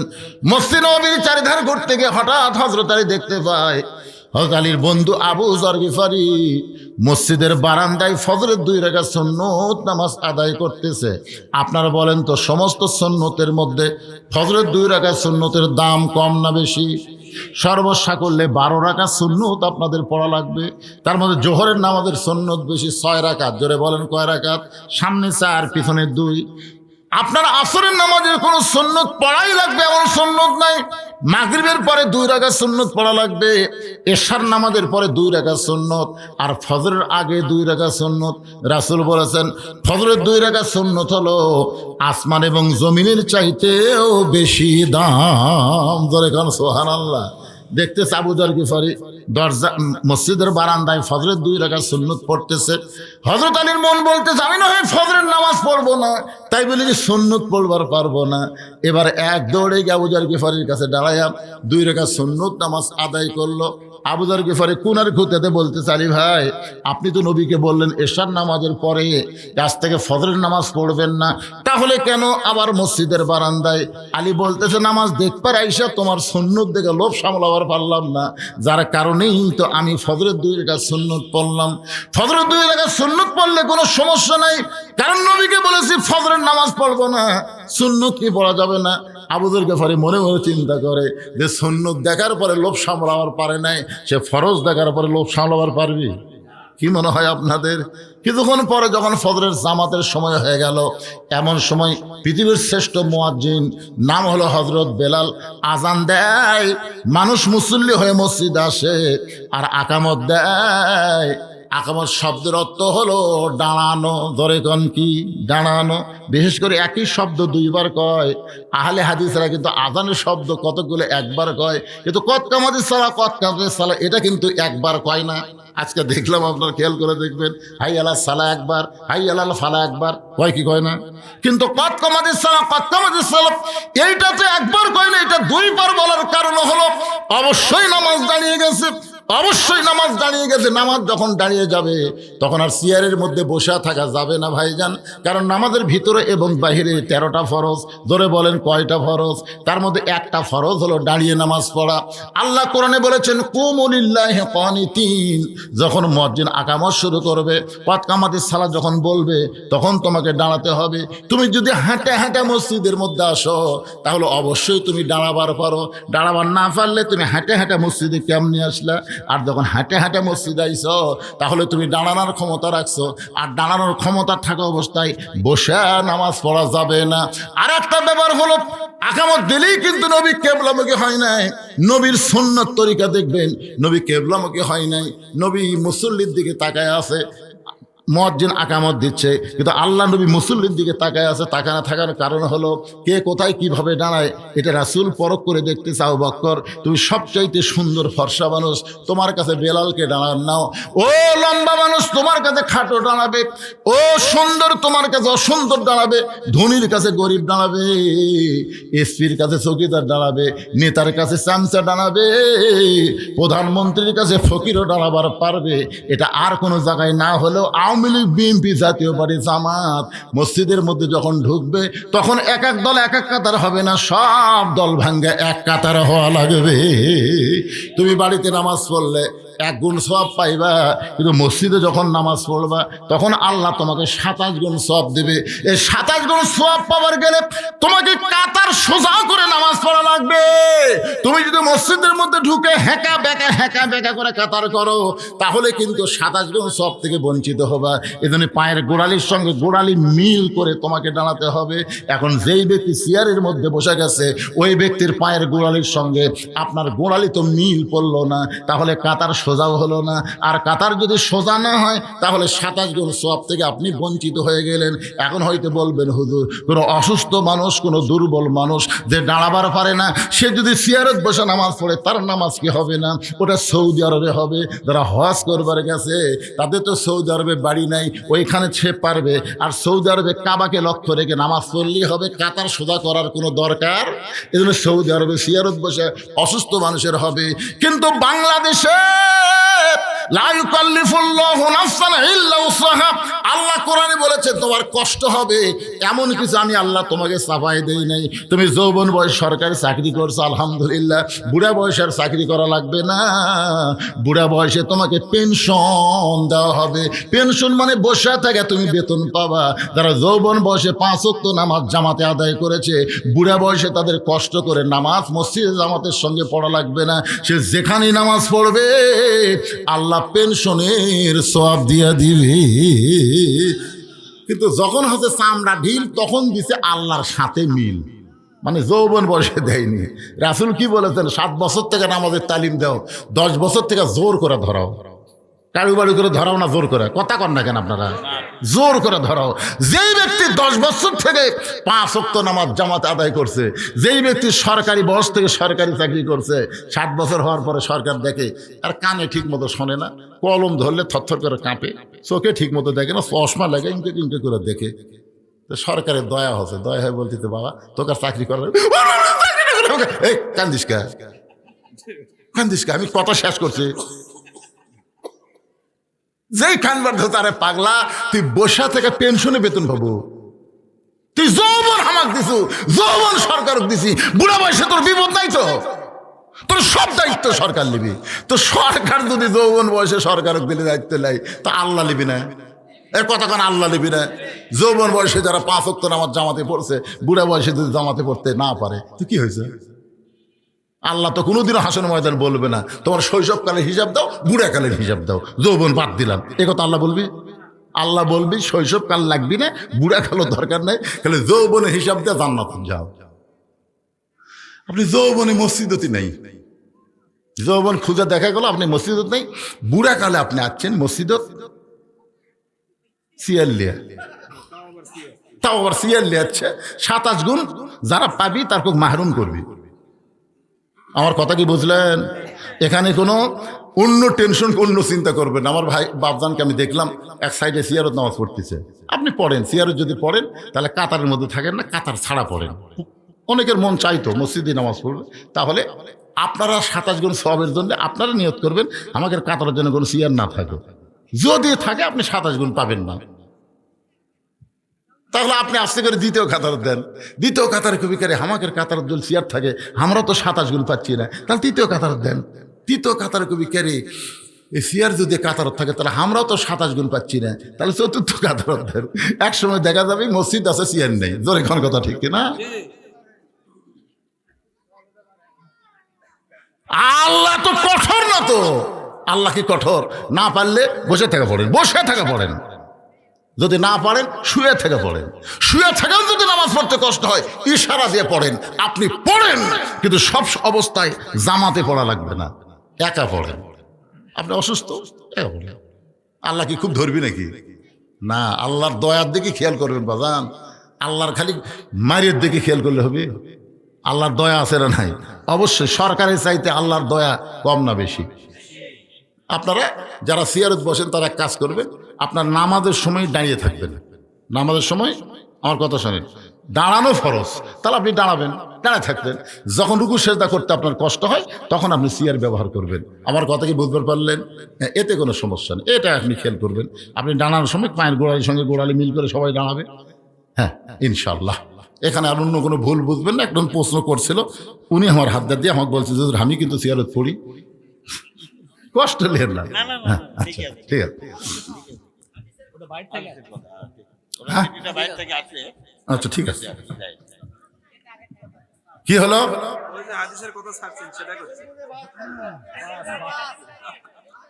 ও হানিফ গাড়ির হানিফ হাও পামান মিনাল মুশরিকিন, মানে এটা হলো আপনার নড়াইলের ওয়াজ। এই ওয়াজটা নড়াইলের ওয়াজ। আমি যখন নড়াইলে চৌরাস্তা ওয়াজ করবে গেলাম, তখন এক লোক আমাকে একটা পেপার এনে বলতে, এই দেখেন আজকের ঘটনা। পেপারের হেডলাইন হচ্ছে 2000-এর বেশি যুবক নড়াইলে একটা মিছিল করছে। সেই মিছিলটা শব্দের অর্থ হলো রাজাকারের ফাঁসি চাই, রাজাকারের ফাঁসি চাই। ইমরান এই সরকার, একটা সরকার বানাত হলো, আপনাদের মনে আছে? ওরই নেতৃত্বে নড়াইলে একটা মিছিল করছে রাজাকারের ফাঁসি চাই। তো মিছিল যখন শেষ হয়েছে তখন 2 জন যুবক এক মোটর সাইকেল চলে বাড়ির দিকে যাচ্ছে। এক মুরব্বী থামায় বলতেছে, বাবা এত জোরে মোটর সাইকেল চালাচ্ছে, একটু খেয়াল করে চালাও। তখন কই মুরব্বী, আপনি বুড়া হচ্ছেন, আপনি খেয়াল করেন, আমাকে অত খেয়াল করার লাগবে। এরা কিছুক্ষণ আগে মিছিল করছে ফাঁসি চাই ফাঁসি চাই, সো রাস্তার মোটর সাইকেলে উঠতেছে, বুঝছেন? উত্তর দিক থেকে দক্ষিণ দিকে যাবি, ইতিমধ্যে হানিফ হাও আমা আনা মিনাল মুশরিকিন, মানে হানিফ গাড়ি আসতেছে, ওরা উঠতেছে, হানিফ মেরতেছে। একেবারে 2 ধ্বনি, হানিফ হাও আমা আনা মিনাল মুশরিকিন, 2 ধ্বনি শেষ। কি বুঝলেন? হানিফ গাড়ি চলতে চলতে যখন সিরাজগঞ্জ রোড ছাড়া যমুনা ব্রিজের দিকে যাচ্ছে, এমন সময় কন্ট্রাক্টর বলতে, ভাইজান আপনি হাতটা বাইরে দিচ্ছেন আবার ভিতরে ঢুকাচ্ছেন। আপনি কি জানেন একটা ট্রাকের সঙ্গে হাতটা বাঁচতে পারে, একটা বাসের সঙ্গে হাতটা বাঁচতে পারে। হাতটা আপনি ভিতরে রাখেন। এই ভাই সুন্দর করে আপনাকে বলেছে, আপনি কি লেখাপড়া জানেন না? তাই জানি, ঠিকই মানি না। তাহলে হাতটা ভিতরে রাখেন। তখন রাগ করে বলতেছে, আমার হাত আমি রাখবো, যেখানে খুশি সেখানে রাখবো। এই যে এখন কতগুলো মিছিল বের করে, আমার ভোট আমি দিব, যাকে খুশি তাকে দিব। এইটা কোনো মুসলমানের কথা হতে পারে না। যাকে খুশি তাকে মুসলমান ভোট দেবে না, মুসলমান দেখে শুনে বুঝে ভোট দিবে। জোরে কোন কথা ঠিক না? ওই এখন মিছিল করতেছে, আমার হাত আমি রাখবো, যেখানে খুশি সেখানে রাখবো। গাড়ির মধ্যে বসবি, গাড়ির নিয়ম কানুন মানবি না, তোর ইচ্ছা মতো স্বৈরাচার হয়ে চলবি। গাড়ি আস্তে আস্তে যমুনার নদীর কাছে যেই গেছে, ব্রিজের কাছে, তখন কন্ট্রাক্টর বলতে, ওস্তাদ গাড়ির ব্রেক হবে। ওস্তাদ ড্রাইভার বলতেছে, বগুড়া থেকে ছাড়ছে গাড়ি, ঢাকায় গিয়ে থামবে গাড়ি, মাঝখানে তো ব্রেক নাই। বগুড়া থেকে ছাড়ছে গাড়ি, ঢাকায় গিয়ে থামবে গাড়ি, মাঝখানে কি নাই? কন্ট্রাক্টর বলতেছে, ওস্তাদ একটাবার পিছন দিকে তাকায় দেখেন তো ব্রেক কে জন্য। ওস্তাদ তাকায় দেখে হাত খালি বের করতেছে ঢুকাচ্ছে, বের করতেছে ঢুকাচ্ছে, মাঝে মাঝে মাথাও বের করবার। ওস্তাদ বলে, সহযাত্রী তোমার কাছে এরকম ব্যাসাইড একটা যাত্রী বসে আছে, তুমি কিছুই কওনি। সহযাত্রী বলতেছে, আমি বলছি। ও আমাকে বলছে, জানি ঠিকই মানি না, মানার দল করি না। যারা মানবার করে তারা দেখতে পারি না। কেরে কন্ট্রাক্টর, বগুড়া থেকে গাড়ি কন্ট্রাক্ট নিয়ে ঢাকা যাচ্ছে, আর তোমার গাড়ির যাত্রী এরকম হাত বার করতে, তার মাথা বার করতে, হাত ঢুকাই, তোমার কি করার কিছু নাই? বলে, স্যার আমিও কইছি। ও আমাকে রাগ করে বলতেছে, আমার হাত আমি রাখবো, যেখানে খুশি সেখানে রাখবো। এখন বলেন আমি কি করব? ওস্তাদ বলতেছে, তাহলে একটা কাম করো, তোমরা গাড়ির যাত্রী ধরো, 5-7 দুটা লাত্তি মারো, 5-7 দুটা লাত্তি মারা যমুনা নদীর মধ্যে ফেলে দাও। ইসলাম গাড়িতে ইমানের টিকিট নিয়ে চড়বে, কিন্তু ইসলাম গাড়ির নিয়ম কানুন মানবে না এমন ভণ্ড মুসলমানকে ইসলাম গাড়ি জান্নাতে নিয়ে যাবে না, মাঝখানে জাহান্নামত লাত্তি মেরা ফেলে দিবি। ধরে কোন কথা ঠিক না? আজকে যারা ইমানের টিকিট কাটছেন, মুসলমান যাত্রী হয়ে ইসলাম গাড়িতে চড়বার চান, আল্লাহর কোরআন নবীর বিধান অনুযায়ী চলার দরকার আছে না নাই? যদি না চলবার পারি তাহলে আর জান্নাতে যাবার পারবো না, জাহান্নামের আগুনে আমাদের পড়তে হবে। আল্লাহর বান্দার একটু মনোযোগ দিয়ে শোনেন। কিছুক্ষণ পরে যখন হযরত বেলাল আকামত দিয়েছে, আকামতের মধ্যে যখন বলছে কদ কামাতিস সালাহ, কদ কামাতিস সালাহ, সঙ্গে সঙ্গে হযরত আলী এক দৌড়ে গিয়ে সামনে কাতারে আবু বকর আর ওমর, মাঝখানে হাত ঢুকাই দিয়ে সাড়া মারছে। হাত ঢুকাই দিয়ে সাড়া মারে আল্লাহু আকবার। আসলে কাতার যখন আমরা করব, পায়ের গোড়ালির সঙ্গে মিল করে কাতারের মধ্যে ফাঁক ফাঁক রাখা যাবে না, যাবে? কিন্তু আমরা যেভাবে দাঁড়াই, 3টা জায়গা ফাঁক রাখা যায় না। তার মধ্যে একটা হলো নামাজের কাতার যখন করবেন, বেশি ফাঁক থা যাবে না। তো এমন ফাঁক থসে রে ভাই, আজকে আপনাদের মসজিদে দেখলাম, আমি আগে বাড়ছি কিন্তু আগাই না, আমি যত আগে আমি আরো আগে, তাহলে কেমন হবে? হযরত আলী আবু বকর আর ওমরের মাঝখানে হাত ঢুকাই দিয়ে চাড়া দেয় আল্লাহু আকবার। ফজরের নামাজের সালাম ফিরে আল্লাহ নবী যেই মাত্র মুসল্লির দিকে মুখ ঘুরাইছে, দেখতে পাই 3 রত্ন এক জায়গায়, 3টা রত্ন এক জায়গায়। কয় রত্ন? আবু বকর মুস্কি মুস্কি হাসতেছে, কারণ রাসূল আগে আউট করেছে, নামাজ যদি জান্নাতের জন্য হয় তাহলে আলী নামাজ বাদ দিবে, কিন্তু নামাজ যদি আল্লাহর জন্য হয় আলী গোটা দুনিয়া বাদ দিবে, কিন্তু একটা ওয়াক্ত নামাজ বাদ দিবে না। এ কথা আগেই রাসূল কাক বলছে? মনে নেই আপনাদের? মনে নেই? আবু বকরকে বলছে। কিন্তু এখন আবু বকর দেখতেছে বাম পাশে হযরত আলী, রাসূল বলে আলী দাঁড়াও। সঙ্গে সঙ্গে হযরত আলী দাঁড়িয়ে বলতেছে, আল্লাহ রাসূল বলে, আলী রে তুমি না এশার নামাজের সময় আমারে কইলা আজ থেকে ফজরের নামাজ পড়বা না, আবার সামনে কাতারে তোমার দেখতে পাই। আলী বলতেছে, ইয়া রাসূলুল্লাহ বহু চেষ্টা করলাম নামাজ পড়বো না, বহু চেষ্টা করলাম নামাজ পড়বো না, কিন্তু আমি চেষ্টা করলে কি হবে? আমি নামাজ ছাড়বার চাইলে কি আল্লাহ তাআলা এমনভাবে আমার মধ্যে মহব্বত তৈরি করেছে, আমি নামাজ ছাড়তে চাইলে কি হবে? নামাজ আমাকে ছাড়ে না। খালি একটাই ইবাদত, সুবহানাল্লাহ না, এটাই খালি ধরেন, এটাই ধরেন, ইন্নাস সালাতা তানহানিল ফাহশাই ওয়াল মুনকার। একমাত্র নামাজই পারে মানুষকে যাবতীয় বেহুদা এবং খারাপির কাছ থেকে বাঁচায় দিতে। আজকে মসজিদ এবং কালসিমাটি ইত্যাদি মাদ্রাসা দুইটার সমন্বয়ে এই মাহফিল। আমি পুরুষের জন্য বলবো, আমাদের 1 নম্বর নামাজ, নামাজ ছাড়াই যাবে না। মেয়েদের জন্য 1 নম্বর হলো পর্দা। আমার মায়েরা পর্দার বাইরে গেলে নামাজ হবে না, এই জন্য পর্দা 1 নম্বরে রাখে তারপরে যত আমল করবেন আল্লাহ সব আমল কবুল করবে ইনশাআল্লাহ। আস্তাগফিরুল্লাহ। ওরে বাবা, 4টা প্রশ্ন। বস্তা বস্তা হ্যাঁ, আমি মনে করছিলাম। হ্যাঁ, আচ্ছা ঠিক আছে। আল্লাহ রাসূল বলে, আলী, যে খরিদ্দার তোমার কাছে অন্যায় করলো তুমি কি তার চেনা? আলী বলতেছি, ইয়া রাসূলুল্লাহ, আমি চিনি না।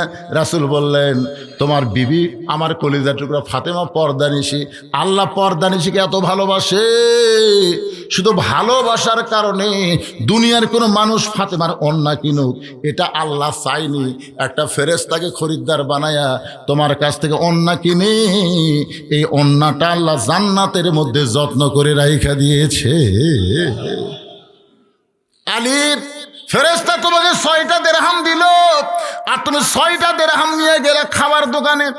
তুমি যখন খাবার নিয়েছো এমন সময় আল্লাহ বলতেছেন, লিয়াবলুয়াকুম আইয়ুকুম আহসানু আমালা। আমি আল্লাহ আলীর সবচাইতে উত্তম সুন্দর আমলের পরীক্ষা করব। ফেরেশতা বলে, আল্লাহ কি সুন্দর আমল? বলে, যে 6টা দিরহাম আলীরে দিয়ে অন্যায় কিনছিস ওই 6টা দিরহাম ফেরত নিয়ে আয়, যা ফকির হয়ে যা। ফেরেশতা বলতেছে, আল্লাহ এটা আপনার কিসের খেলা? যার 2টা সন্তান না খেয়ে আছে, মায়ের অন্যায় বিক্রি করে 6টা দিরহাম পাশে, খাবার টোপলাও হয়ে গেছে, আর এই মুহূর্তে বলতেছেন 6টা দিরহাম ফেরত নেয়। আলী কি ফেরত দিবে? আল্লাহ কয়, ফেরেশতা আমার আলীরে চিনিস না? আলীর কাছে আল্লাহর কোরআনের চাইতে বড় কিছু নাই। ধরে কোন সুবহানাল্লাহ। নবী বললেন, আলী রে, ওই ফেরেশতা ফকির হইয়া তোমার কাছে যখন ভিক্ষা চাই, প্রথমে তুমি 1টা দিরহাম দিবার চাইলা, আম্মা সাইলা ফালা তানহারকে বিশ্বাস করে। কিন্তু যখন তোমার কাছে আল্লাহর কোরআন বলতেছে, অমা তুনফিকু মিন শাইইন ফি সাবিলিল্লাহি ওয়াফা ইলাইকুম, কেউ যদি আল্লাহ রাস্তায় যায় আল্লাহ তাকে ফেরত দেয়। তুমি 1 দিবে, আল্লাহ 1 দিবে না, আল্লাহ 10 গুণ বাড়ায় দিবে। এই বিশ্বাস করে তুমি 6টা দিরহাম যখন ফকিরকে দিয়া দিলা, ওই ফেরেশতা ফকির আল্লাহর কাছে এসে কাঁদতেছে। আল্লাহ বলে, কান্দিস কেন? বলে, আল্লাহ এইভাবে টাকা সিনা ডাকাতের চাইতেও খারাপ। খাবার টোপলা হাত দিয়ে নিবে, এমন সময় 6টা দিরহাম তুমি নিয়ে আসলা। আল্লাহ বলে, ফেরেশতা রে, তুই বুঝিস না আমি যে দিবার চাইছি এটা আলী বিশ্বাস করে দিছে। করে কোন সুবহানাল্লাহ। যা যা, একটা উট নিয়ে বাজারে যা। রাসূল বলে, আলী রে, ওই ফেরেশতা উটওয়ালা হইয়া একটা উট তোমার কাছে 100 দিরহামে বাকি বিক্রি করলো। তুমি বাকিটা উটটা নিলা, যেই মাত্র উট বিক্রি করবার গেছে বাজারে, ওই ফেরেশতাকে আল্লাহ খরিদ্দার বানায়া 160 দিরহাম দিয়ে উটটা কিনে 100 দিরহাম ফেরত দিলা। বাকি 60টা দিরহাম নিয়ে তুমি 2 বস্তা খাবার কিনলা। রাসূল বলে, আলী রে, এইটা জানানোর জন্য শুধু তুমি না, দুনিয়ার সমস্ত মানুষকে বিশ্বাস করা লাগবে। আল্লাহর কোরআন অনুযায়ী কেউ যদি আল্লাহ রাস্তায় 1টা দেয়, আল্লাহ থেকে 10 গুণ বাড়ায়া দেয়। এই বিশ্বাস আমাদের অন্তরে রাখা লাগবে।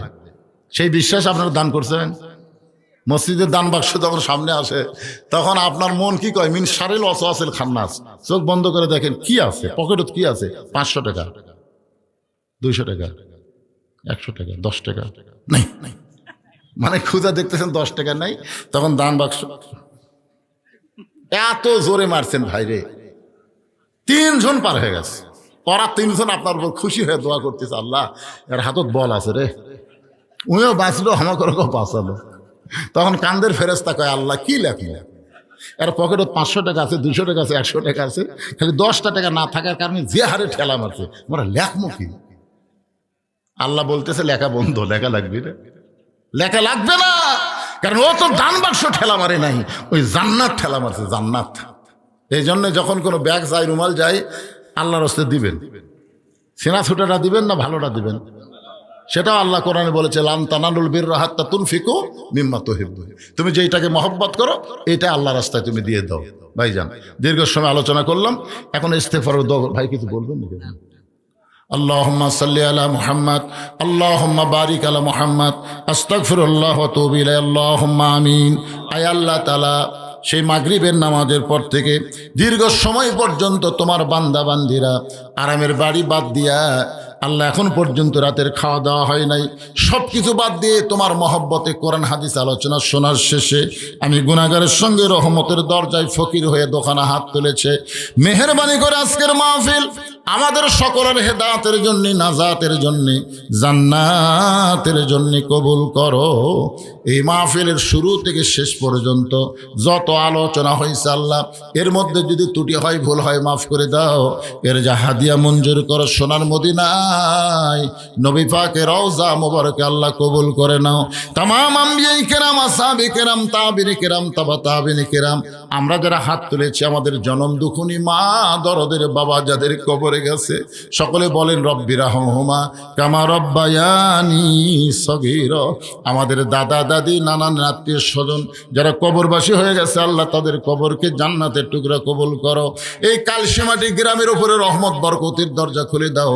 এই মসজিদ মাদ্রাসাকে কিয়ামত পর্যন্ত কবুল করে নাও। আমার ওস্তাদ ওসমান গনি রহমতুল্লাহ আলাইহির কবর আল্লাহ জান্নাতের টুকরা হিসেবে কবুল করে নাও। ও মাবুদ, মা বোনদেরকে পর্দানিশি কবুল করো। আমাদের মধ্যে আমরা যারা অসুস্থ অবস্থায় আছি আল্লাহ সবাইকে সুস্থতার নিয়ামত দান করো। শুধু কোরআনের ওয়াজ শুনবো না, আগামীতে বাংলার জমিনে কোরআন দিয়ে চলতেছে এই দৃশ্য আমাদের সবাইকে দেখার তৌফিক দিয়ে দাও আল্লাহ। আমি গুনাহগার বলে দোয়া ফিরাই দিও না আল্লাহ। আজকের মাহফিলের সম্মানিত সভাপতি অসুস্থ মানুষ, তাকে সুস্থতা দান করো, তার হায়াতে তাইবা দান করো।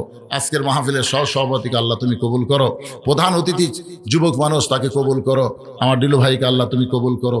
অনেক বিশেষ অতিথি এসেছে আল্লাহ, তাদের সকলকে আল্লাহ তুমি কবুল করে নাও আল্লাহ। আলেম ওলামা আমার সঙ্গে হাত তুলেছে আল্লাহ, যার দুই হাত পছন্দ হয় সেই দুই হাতের ওসিলায় আজকের মাহফিলকে কবুল করো। যেদিন আমাদের মৃত্যু হবে দিনটা যেন জুমার দিন হয়, মাসটা যেন রমজান মাস হয়, ইমানের সাথে ইজ্জতের সাথে দুনিয়া থেকে বিদায় নেওয়ার কালে আমাদের জবানে জারি করে দিও লা ইলাহা ইল্লাল্লাহু মুহাম্মাদুর রাসূলুল্লাহ সাল্লাল্লাহু আলাইহি সাল্লাম। আসসালামু আলাইকুম ওয়া রাহমাতুল্লাহি ওয়া বারাকাতুহু।